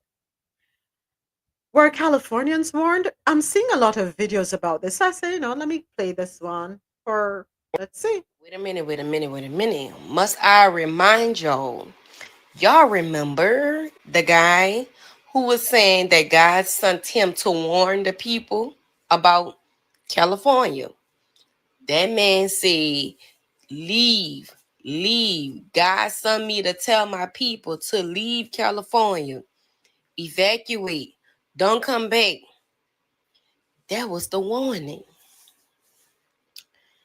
I don't know about y'all, but that guy who be on YouTube, I forgot his name. I think his name is Brandon Biggs. Like that. I know the last name is Biggs, but whoever that guy was that went viral sometime last year, and he was saying he's telling the people to leave California, evacuate. I need y'all to come to the forefront. So Interestingly, I was having a conversation with Marlon, and I remember the sermon that I heard at church on Sunday. Humor me for a quick second. I'm not going to stay too long. How many of us pay attention to people who are not well dressed, well kept? How many of us pay attention to people with 0 titles? How many of us pay attention to people who have little education? How many of us pay attention to people who don't drive a fancy car, live in a mansion, move in the quote unquote right circles? How many of us will actually tune in and listen to them? Let's be honest, not many. We are easily impressed by persons of high societal standards, so to speak, right? We will take the words of those people over someone who comes across as having little means. It's a fact. And that is why we are so distracted and easily led astray. And I remember the sermon on Sunday talking about the 3 wise men, whether you believe in the story of the birth of Jesus or not. Just humor me for a second. When the angel appeared to the 3 men who went to King Herod, the men that the angel appeared to were the lowest of the low. And where was Jesus born? In a manger. That's very humbling, a very humbling circumstance to be born in if you're a king, right? We need to we need to stop judging messengers and pay attention to messages that come to us. He should have pulled himself up by the bootstraps. Right? That is a problem we have. If you are not known, if you are considered a quote unquote nobody pays attention to you. Nobody will heed your warnings or listen to what you have to say, because in their minds you're not accomplished nothing. So where you come from. Next video. Say what now? We have some huge breaking news right now. Denmark News is now reporting that Donald Trump's team bribed homeless and socially disadvantaged people with hotel dinners to play Trump supporters during a recent visit by Donald Trump Jr. and other MAGA allies. I wish I was making this up, but this is being directly reported by DR, a local Danish newspaper, and you have to know what they're saying. So the story begins by talking about how several Greenlanders appeared wearing red MAGA hats while posing with Donald Trump's son, Donald Trump Jr. This is all translated, by the way. It goes on to say that all these people had to do was put on a cap and be in Trump's staff's video. They are being bribed, and it is deeply distasteful. Several employees at the restaurant confirmed that Donald Trump Jr.'s PR people walked around the street in front of the store and handed out MAGA caps while also inviting people to a free lunch. He also emphasized, though, that there was generally a broad cross-section of the population that attended the dinner, and there were confirmations that socially disadvantaged people attended the lunch at Donald Trump's expense. If true, this is an absolute bombshell. This is being reported by local Danish newspapers, and as soon as we get more information, I will provide it to you, so be sure. Is that the extent to which we have to go to gain attention and to be found favorable in the sight of others? It's deplorable, quite frankly. I believe it. I believe it too. All right, next video. Do you think Gabon and Djibouti should cut ties? Let's take a listen to this one. Emmanuel Jean-Michel Frederick Macron. This is how you want to start 2025? Okay, let's do it. See, if you haven't been paying attention, Emmanuel Macron's been losing his muscle in Africa, and right under his nose in 2023, we saw Mali, Niger, and Burkina Faso's new leadership boot the French forces. I'm sorry. I meant to say request for withdrawal from the support of France. And in 2024, Senegal, that's Senegal's new leadership, by the way, and Chad did the exact same thing by telling the French forces to find their way back home. Just when we thought everything settled, Ivory Coast, earlier this year, I believe January the 1st, joined the African campaign and are now requesting the French troops to leave their grounds. Now listen, that move caught me off guard too. I'm not going to hide it because there's a whole backstory behind it, which I think it deserves its own video. Now, on Monday, January the 6th, at the annual Ambassador Conference in Paris, feeling all provoked about the loss of these friendships, Macron finally said the quiet thing out loud. He said, with all our commitments and efforts in that region since 2013, y'all forgot to say thank you. But don't worry, you will in time. And this is my favorite part of this speech. He made sure his mic was on. None of them, meaning African nations, would be a sovereign country today if it wasn't for the French deployed in your region. I am so tempted right now to fly over to France just to see what are they teaching the kids in school today. Like, I feel like there's several chapters about France history that is missing. And you know what chapters I'm talking about. Like, how are you asking Africans to say thank you to France? Like, it makes no sense. The audacity, right? Like, you're giving imperial nostalgia right now. I guess it's like DeSantis saying that descendants of slaves should be grateful for slavery, huh? Adesoji, what's up with your boy? I'm telling you, these people are unhinged. All right, one more here. Case dismissed. Let's play this one real quick. And it's loading. Devastated and a slap in the face. That's how Ontario Gibson describes how he feels after finding out his case was dismissed. The former FedEx driver says a father and son shot at him while he delivered a package in their Brookhaven neighborhood nearly 3 years ago. Our Quentin Smith speaks with Gibson, who tells us why he thinks his case was dismissed. Gibson believes investigators with the police department nor the DA's office had his best interest in mind when it comes to presenting this case. An investigator is accused of not turning over all of the evidence in his case file. And although this case has now been dismissed, Gibson says the two men who shot at him are still guilty of all of the charges being brought against them. They probably sleep peacefully at night. I don't. I'm on 2 different medications.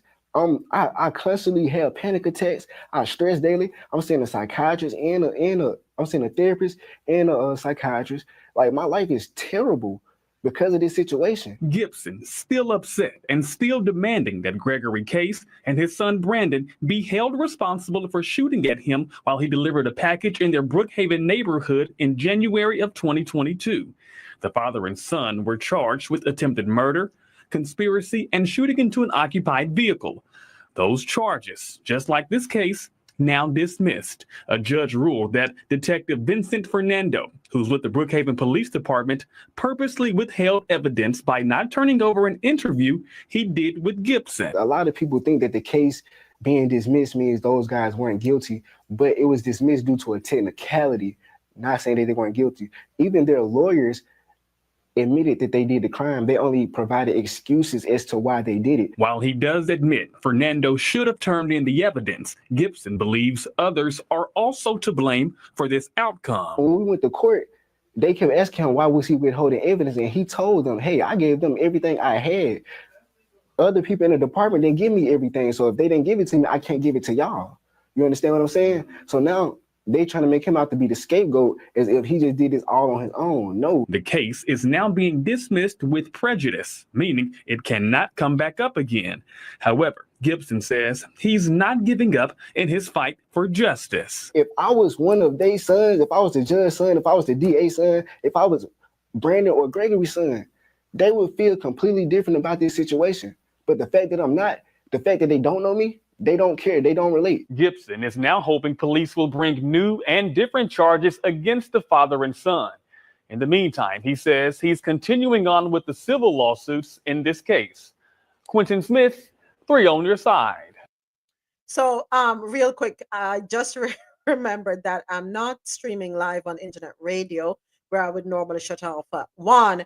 So what I'm going to do is go beyond 1 o'clock today on YouTube so we can just finish all the stories that we have, because we also have business and tech news and health and science news. So a little more wiggle room on this end, and I hope you're able to stay with me, fan base family. All right, so yeah. Case dismissed. I find it egregious that the case can be dismissed without prejudice, meaning it can't be tried again because they hid evidence.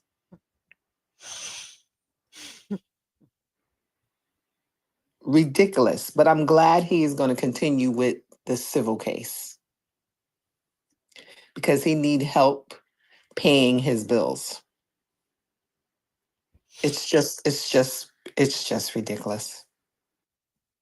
So you understand when I say, Javette, over and over again, that they need to go back into the courthouses across the country and change the scale, tip it, because balancing it out, no, I don't agree with that.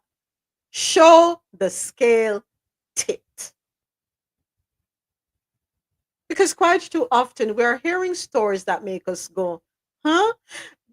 But I try to console myself by saying at the end of the day, a judge can only make a decision based on what is presented, right? So it is up to our legal counsel, those who represent us, our attorneys, our lawyers, their legal team, to do their due diligence and present everything, leave no stone unturned. They have to operate as prosecutor and defender.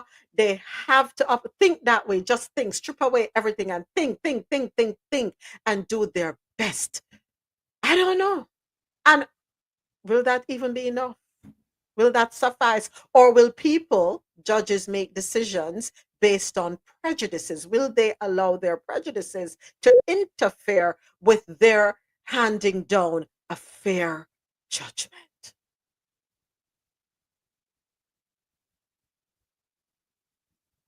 I don't know. I honestly don't know. And here's what I don't want to do. I want to be fair. It's not all judges who operate like that, right? Or it's not. You do have people, judges, attorneys, people within the legal field, the judicial system, who operate above board, who are reasonable, rational. They think.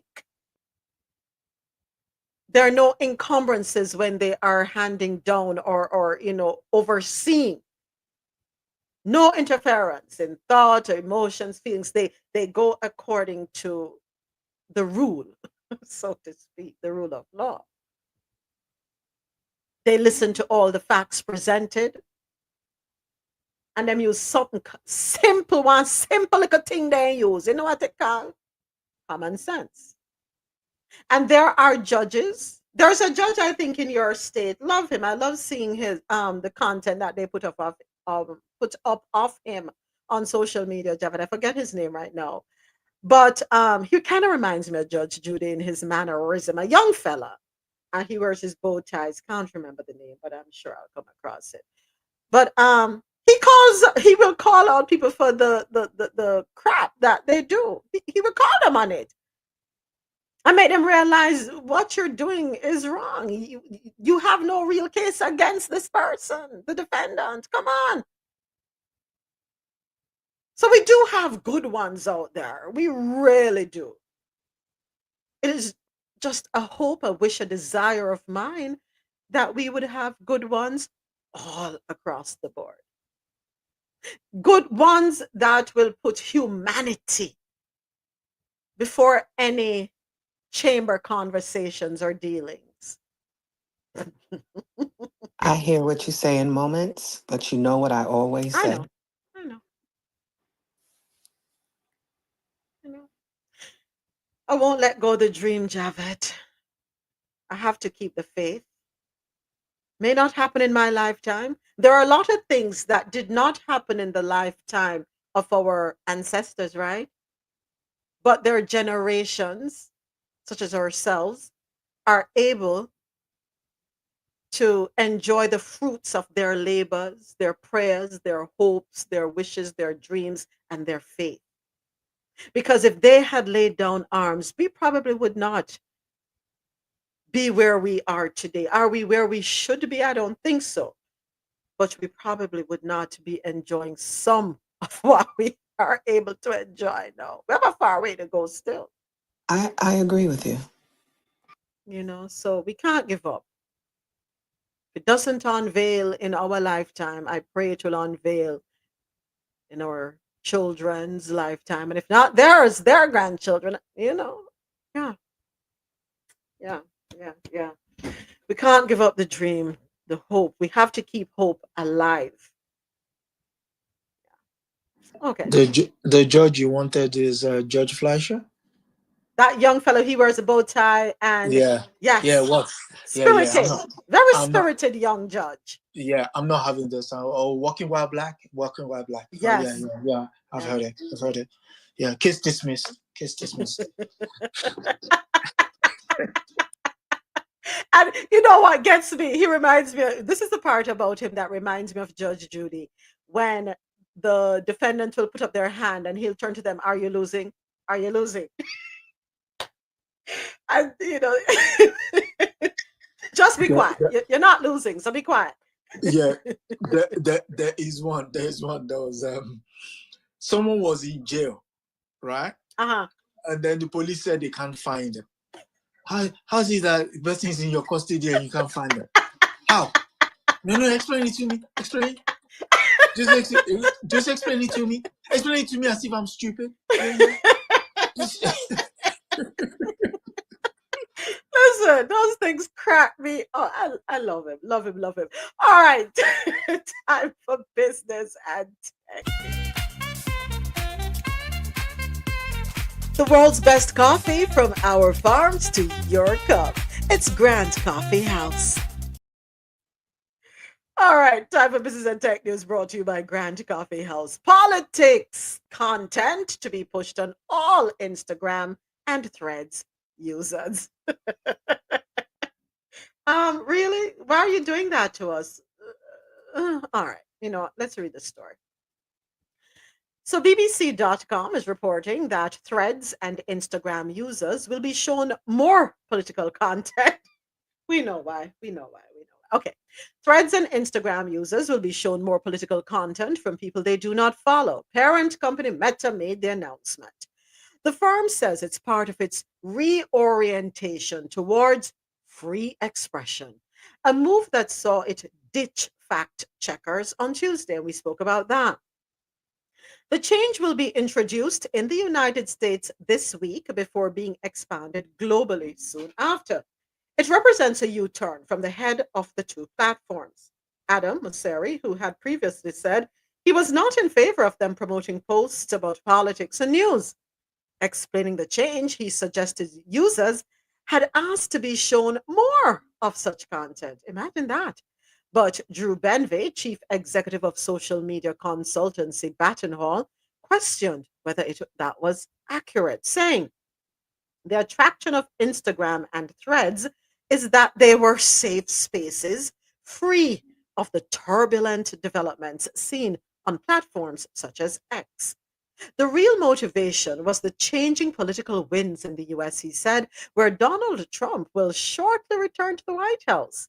He predicted it could drive people towards rivals such as Blue Sky, but said she also worried about the impact on those who stayed on Meta platforms.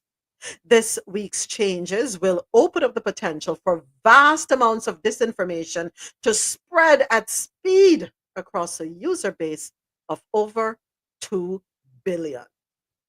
Integrity risks.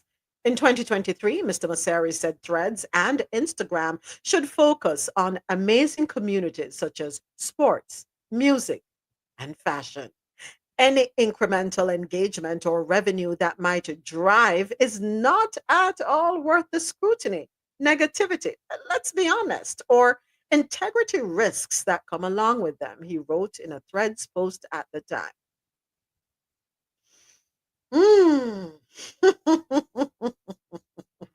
Okay, this story confuses me.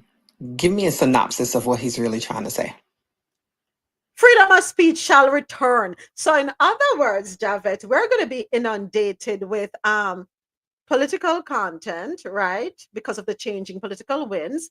There was a time when you couldn't say certain things on Meta platforms, Instagram and Threads, without being checked, right? Now it's pretty much what it sounds like to me, and correct me if I'm wrong, a free for all, right? But will there truly be free for all? I don't think so, especially when it comes to certain topics. And I think you know what those topics are, as we have to be mindful. It's no longer going to be a safe space. It's going to be X. Let's just call it what it is. Meta is now going to turn into X and Truth Social, where you can say whatever you want to say. You can promote whatever thought. You can push whatever narrative and rhetoric, and you're not going to be checked on it. Pretty much that's what it is. Okay, so it goes back to what I said a little while ago then. Mm-hmm. We're not going to really know what's the truth on most platforms. Mm-hmm. Okay. Mm-hmm. Mm-hmm. And that's dangerous. It is dangerous. Because now what you're doing is you are fostering confusion and chaos. I feel I've been living in confusion and chaos since, okay, what do y'all call him again? 45, stepped into the arena of politics.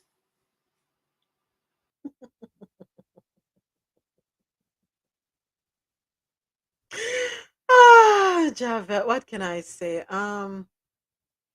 Day by day. Day by day is all I can say. Day by day.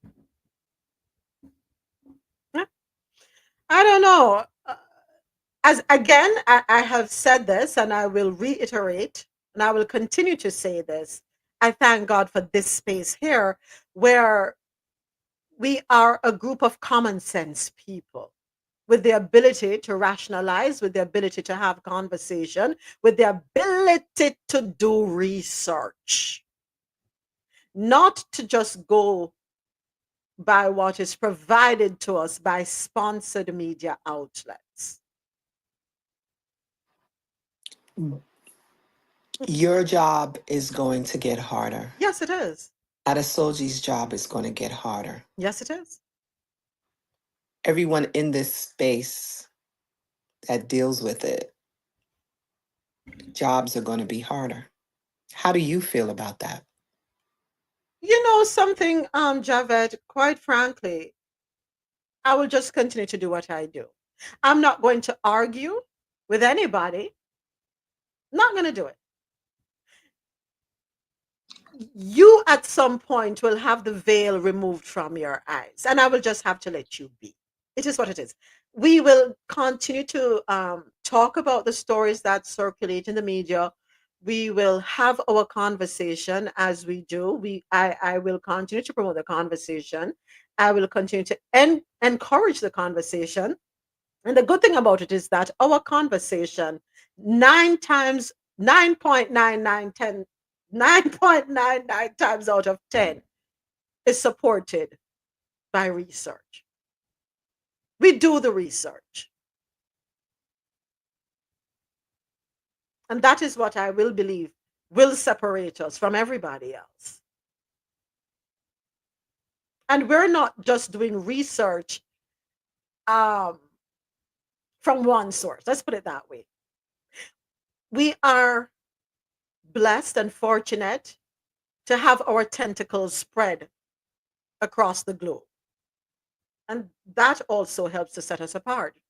So I'm not going to worry about what is going to come down the pipeline in terms of being drowned out. No, the cream always rises to the top, they say, right? And oil and water don't mix. There is going to be a separation. Now it's up to you if you like oil or if you like water. Right? And people have to ask for the gift of discernment. People also have to ask, or I should say, people have to be willing to learn to listen. God gave us 2 ears, 1 mouth. Listen twice as much as you talk. Javed, some of us just going to have to learn to shut up and listen and know that is not everything we need to argue back and forth. And because the problem with many of us as human beings, many of us, and I'm not excluding myself, is that we listen to respond. We don't listen to understand.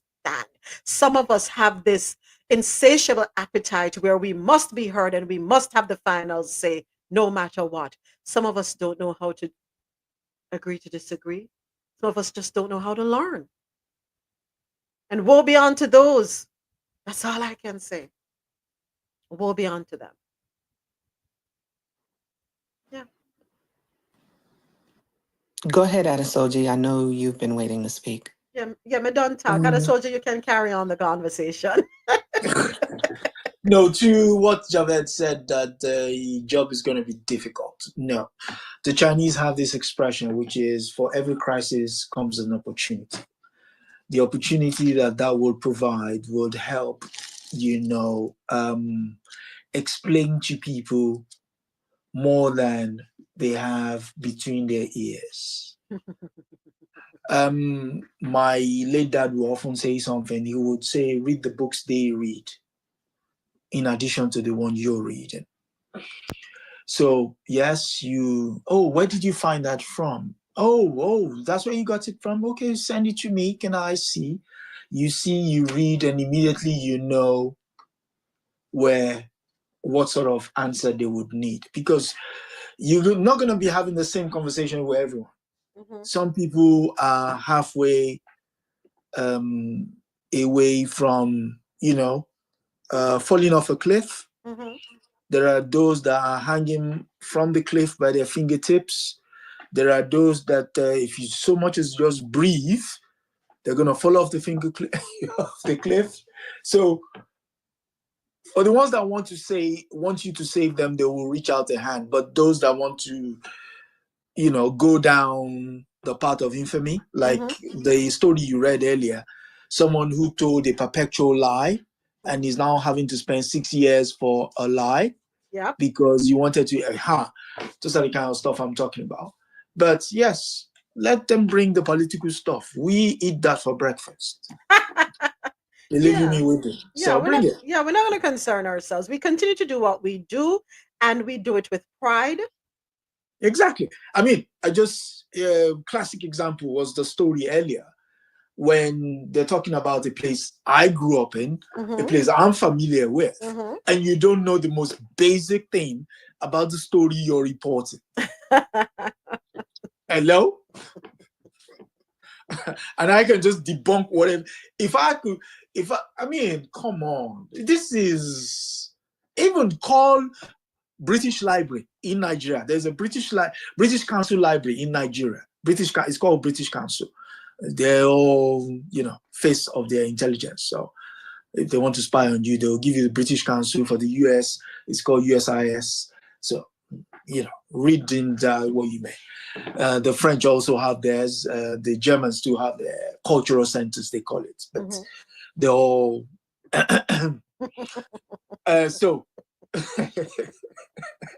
So all of that, you just need to make a phone call. If you give a phone call, even to a librarian, who will tell you that, listen, is there a train line between Kanu and Kaduna? They will tell you, yes, there is. And then you correct your story, but you filed your story. You've shown yourself to the world that you're not even, you're living in Lagos, for crying out loud. Lagos. The headquarters of the Nigerian Railway Corporation is slap bang in the center of Lagos. You make a phone call or walk there. They will tell you. I yield. Javed, the problem, and we have to be honest, right? One of the problems we have with our society is we don't like to do research. We don't. We just we live off a clickbait. Let me call it that. We love clickbait. We love clickbait. And we just take that and run with it. And yes, we take it as gospel. Yeah, well, if other soldiers say, well, I saw you go. If at that moment say, well, that me I work with. If at that Javed said, it must be so. We don't question anything anymore. I mean, like when Mr. Macron said when I say we, I'm not saying yes, I'm saying we, as in English. That no, you have to clarify. No, we. No, we. No, we. We, as in collective, us, yeah, in the first person. when he said Africa has not said thank you, but they will in the due course of time. Again, if you know your history, that statement there and then you tell him, listen, bro, I don't know when you grow up, but how can I say it? You didn't read proper history. Why? When Germany fell to the Vichy regime, the Vichy regime was the French collaborators with the Germans. Yeah? Mm-hmm. When the French government, when the Paris fell to the Vichy regime, guess where Paris government operated out of? Congo Brazzaville. Congo Brazzaville held courts with Charles de Gaulle for over 9 years in the heart of Africa. That's where their government was based, in Congo Brazzaville. Yes, that's where they were based, Congo Brazzaville. So I don't know who needs to say thank you to whom. The worst, the more egregious part is the fact that when they were going to recapture Paris, guess who went there to fight? It was also Africans. And when the Africans came back, they were based in a base in Teroya, and the French refused to pay them. And when these guys demonstrated, they killed all of them. They've only just apologized for a massacre that took place 80 years ago, 2 months ago. So I don't know who needs to say thank you. Again, that's why I said, bring the political stuff. We'll have that for breakfast. Mm-hmm. We'll smoke you. Because if you don't know, we will tell you. That's our job. We will tell you. And we've got the receipts. Not everybody has an Adesoji, though. Okay, if you put it that way.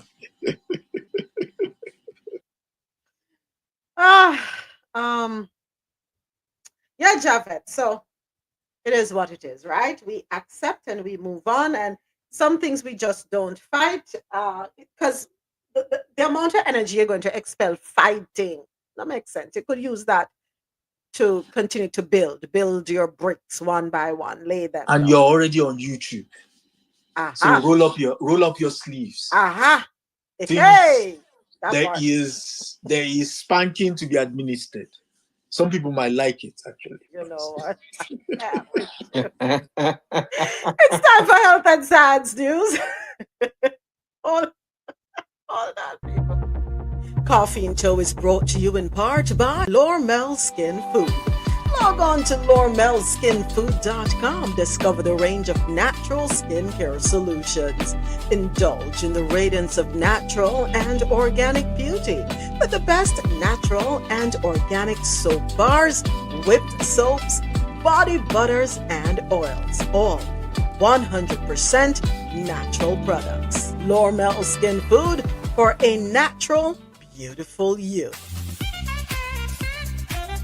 The world's best coffee from our farms to your cup. It's Grand Coffee House.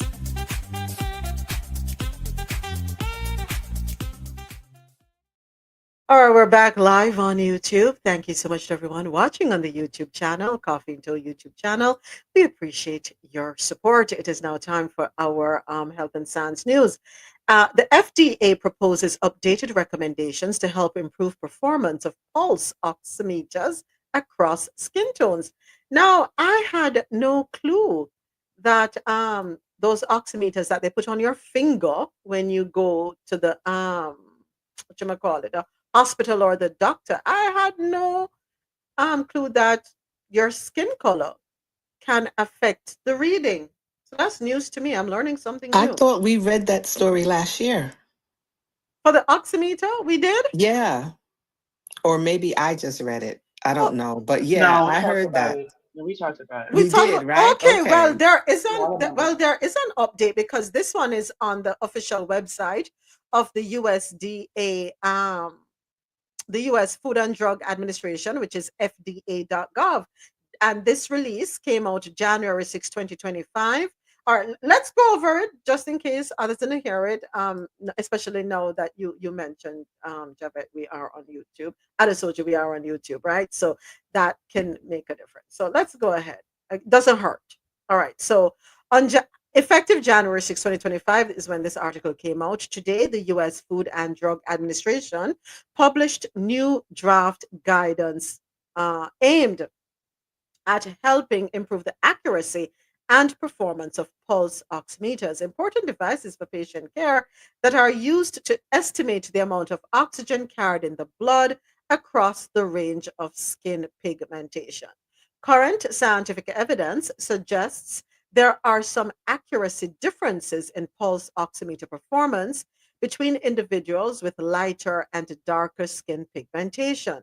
The FDA has previously informed patients and healthcare providers that although pulse oximetry is useful for estimating blood oxygen levels, pulse oximeters have limitations and a risk of inaccuracy under certain circumstances.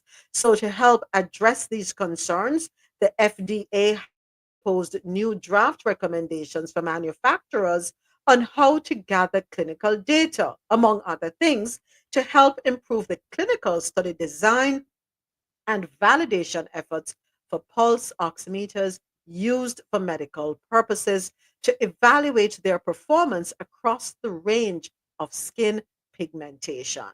The FDA is committed to working with manufacturers to help ensure the public has access to pulse oximeters that perform accurately across the range of skin pigmentations as soon as possible. Me not gonna lie, I don't remember us talking about it last year, but if you say we did, me believe you because phone ahead better than for me. But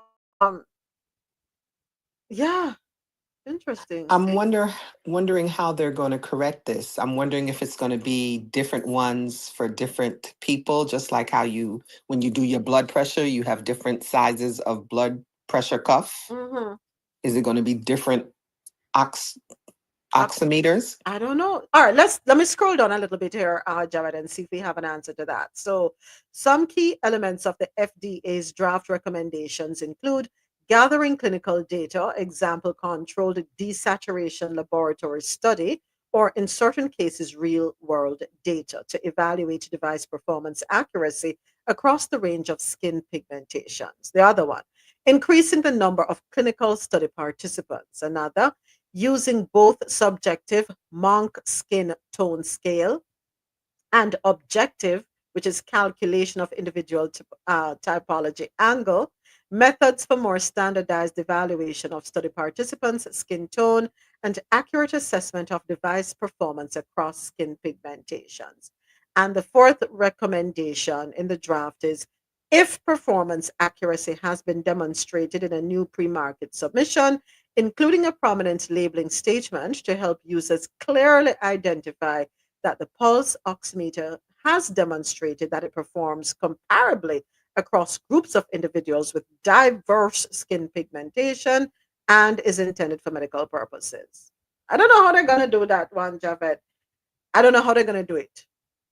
Will one device be able to adjust to the skin tone? What? Okay. Quick question. What's the point of the device?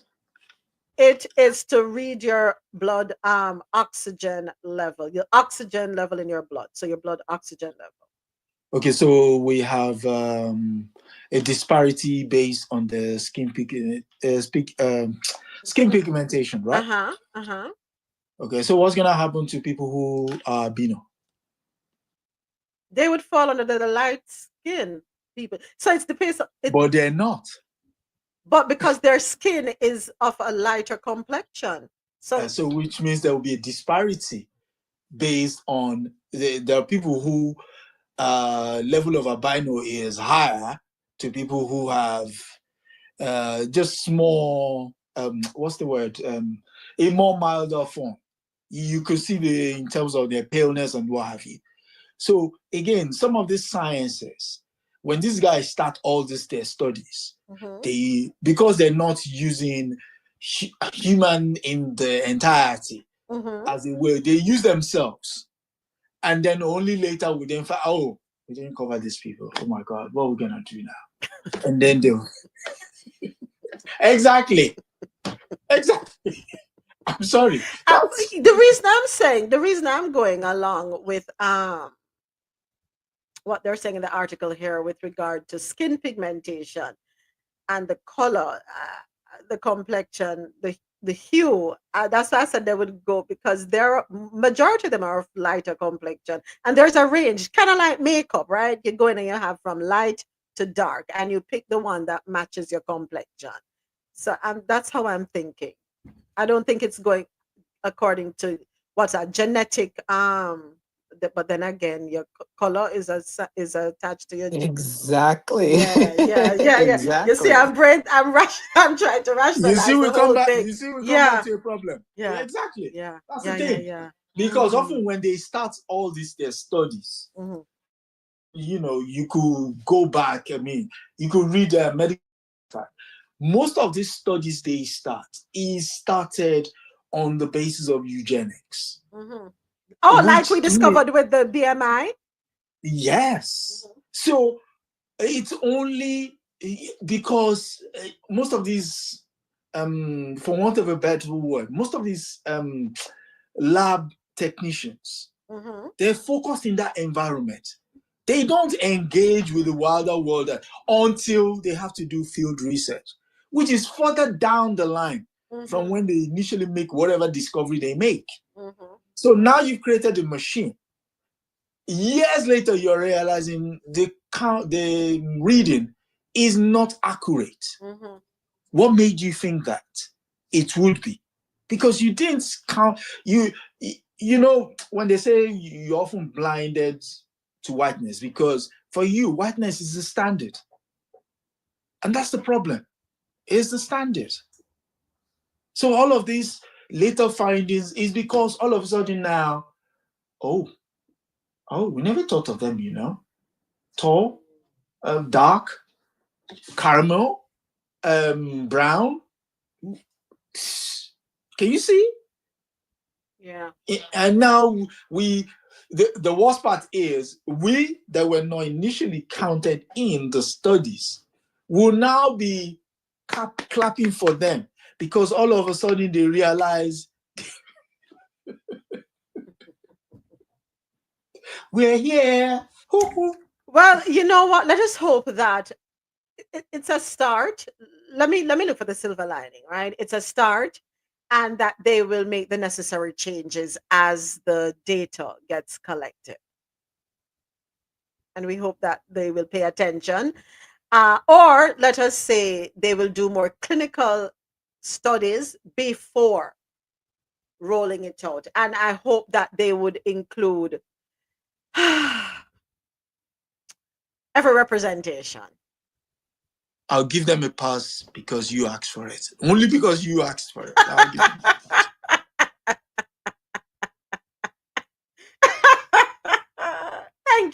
Thank you. I'm gonna try to let's see how this plays out, because as I said, Uno say come up last year, but I remember, but I did not know that that little thing that they put on your finger could create such a problem. There could be such disparities found within that little device. But yes, apparent. All right. So this one was breaking news, and that was our health and science story for today. Of course, brought to you by Lormel Skin Food for a natural, beautiful you. So I want to jump to the breaking news, and then we will wrap up. We are still live on YouTube. We're not on air. We're still live on YouTube. Oh, and I thought about something, Jared. I guess when we get off YouTube live, we can talk about this off air. Breaking news, which came through earlier, 2 hours ago. Trump avoids prison or fine in hush money case sentencing. According to BBC.com, a judge has sentenced U.S. President-elect Donald Trump to an unconditional discharge, bringing to an end the first criminal trial of a former U.S. president. The sentence in the hush money payment case means the incoming president has been spared any penalty, including jail time or a fine. But he will still take office as the first U.S. president with a felony conviction. Never before has this court been presented with such a unique set of circumstances, said Justice Juan Merchan shortly before announcing the sentence, calling it a truly extraordinary case. Appearing via video call from Florida and flanked by his attorney and two prominent American flags, Trump declared he was totally innocent. It was the first time in this year and a half long legal saga that Trump had uttered more than a not guilty or given a brief affirmative answer.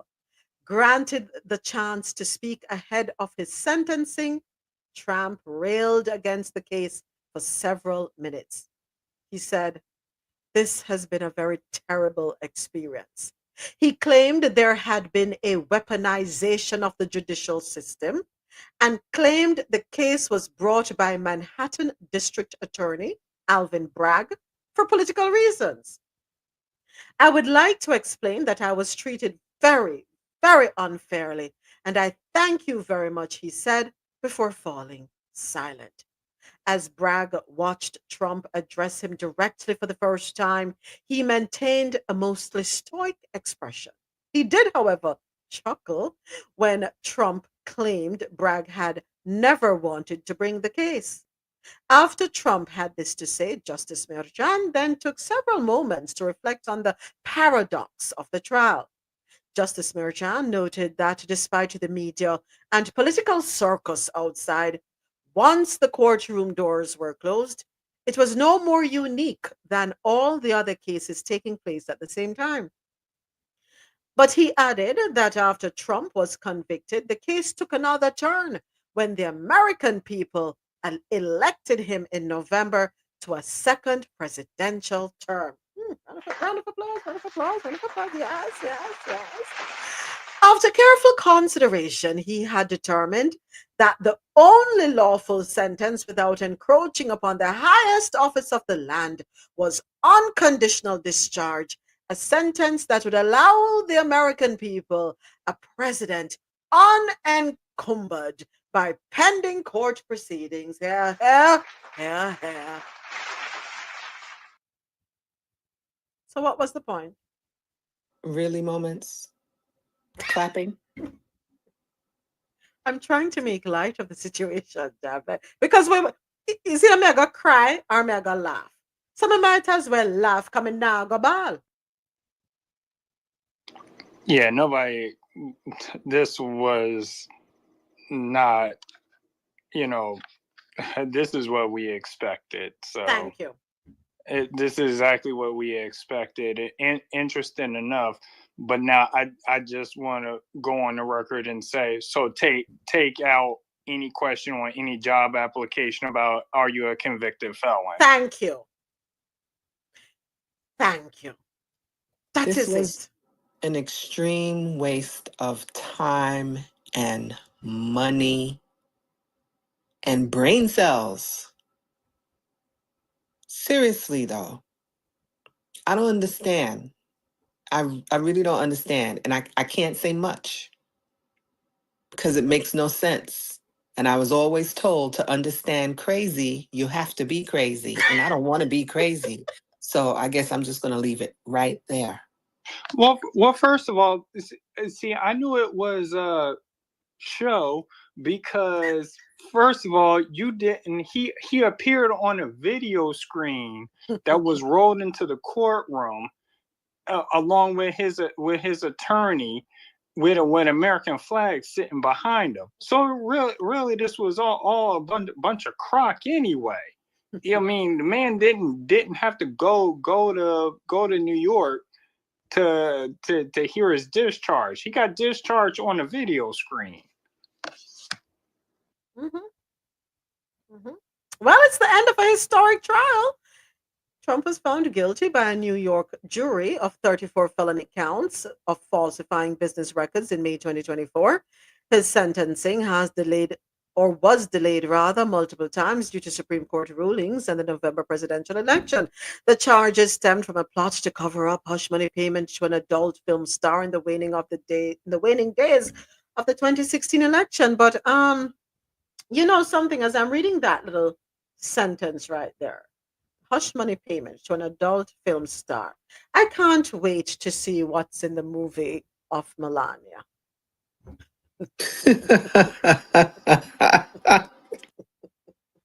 I mean, come on now. I mean, to be as diplomatic as I can be and be, respectful as much as I can be, because after all, they say you must respect those who are your leaders, right? And I'm going to try my best. I have to also remember that the platforms that I am on and act in accordance with the community guidelines. So I have to censor myself. You know, why do we honestly have a problem with hush money payment to this person, Stormy, when let's look at the first lady to be soon, so come on, let's stop being hypocritical. I think the First Lady is preparing for her exodus, and she needs to make sure that she has funds to carry her through the rest of her life. So you don't think the husband has money to give her? Well, she won't be included in the estate. God forbid he should, come to the day of reckoning. Or you don't think, let us say she decides to get up and leave him, there's no money for her to get? What are your thoughts? I am sure that they had some type of agreement signed prior to the wedding.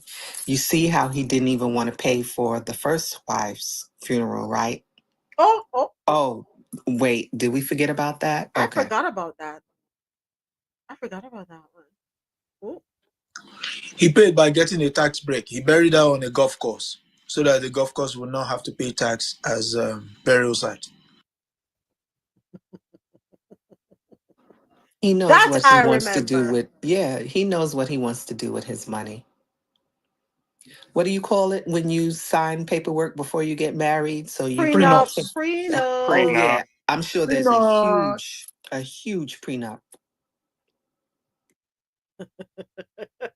And I'll be very surprised if he doesn't. I mean, she walks around with a puss on her face. Have you ever seen her smile? Never. Botox. And never.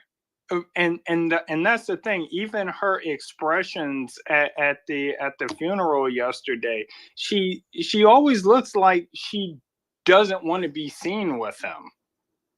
So I mean, the fact of the matter is, she really didn't live at the White House during his first term anyway.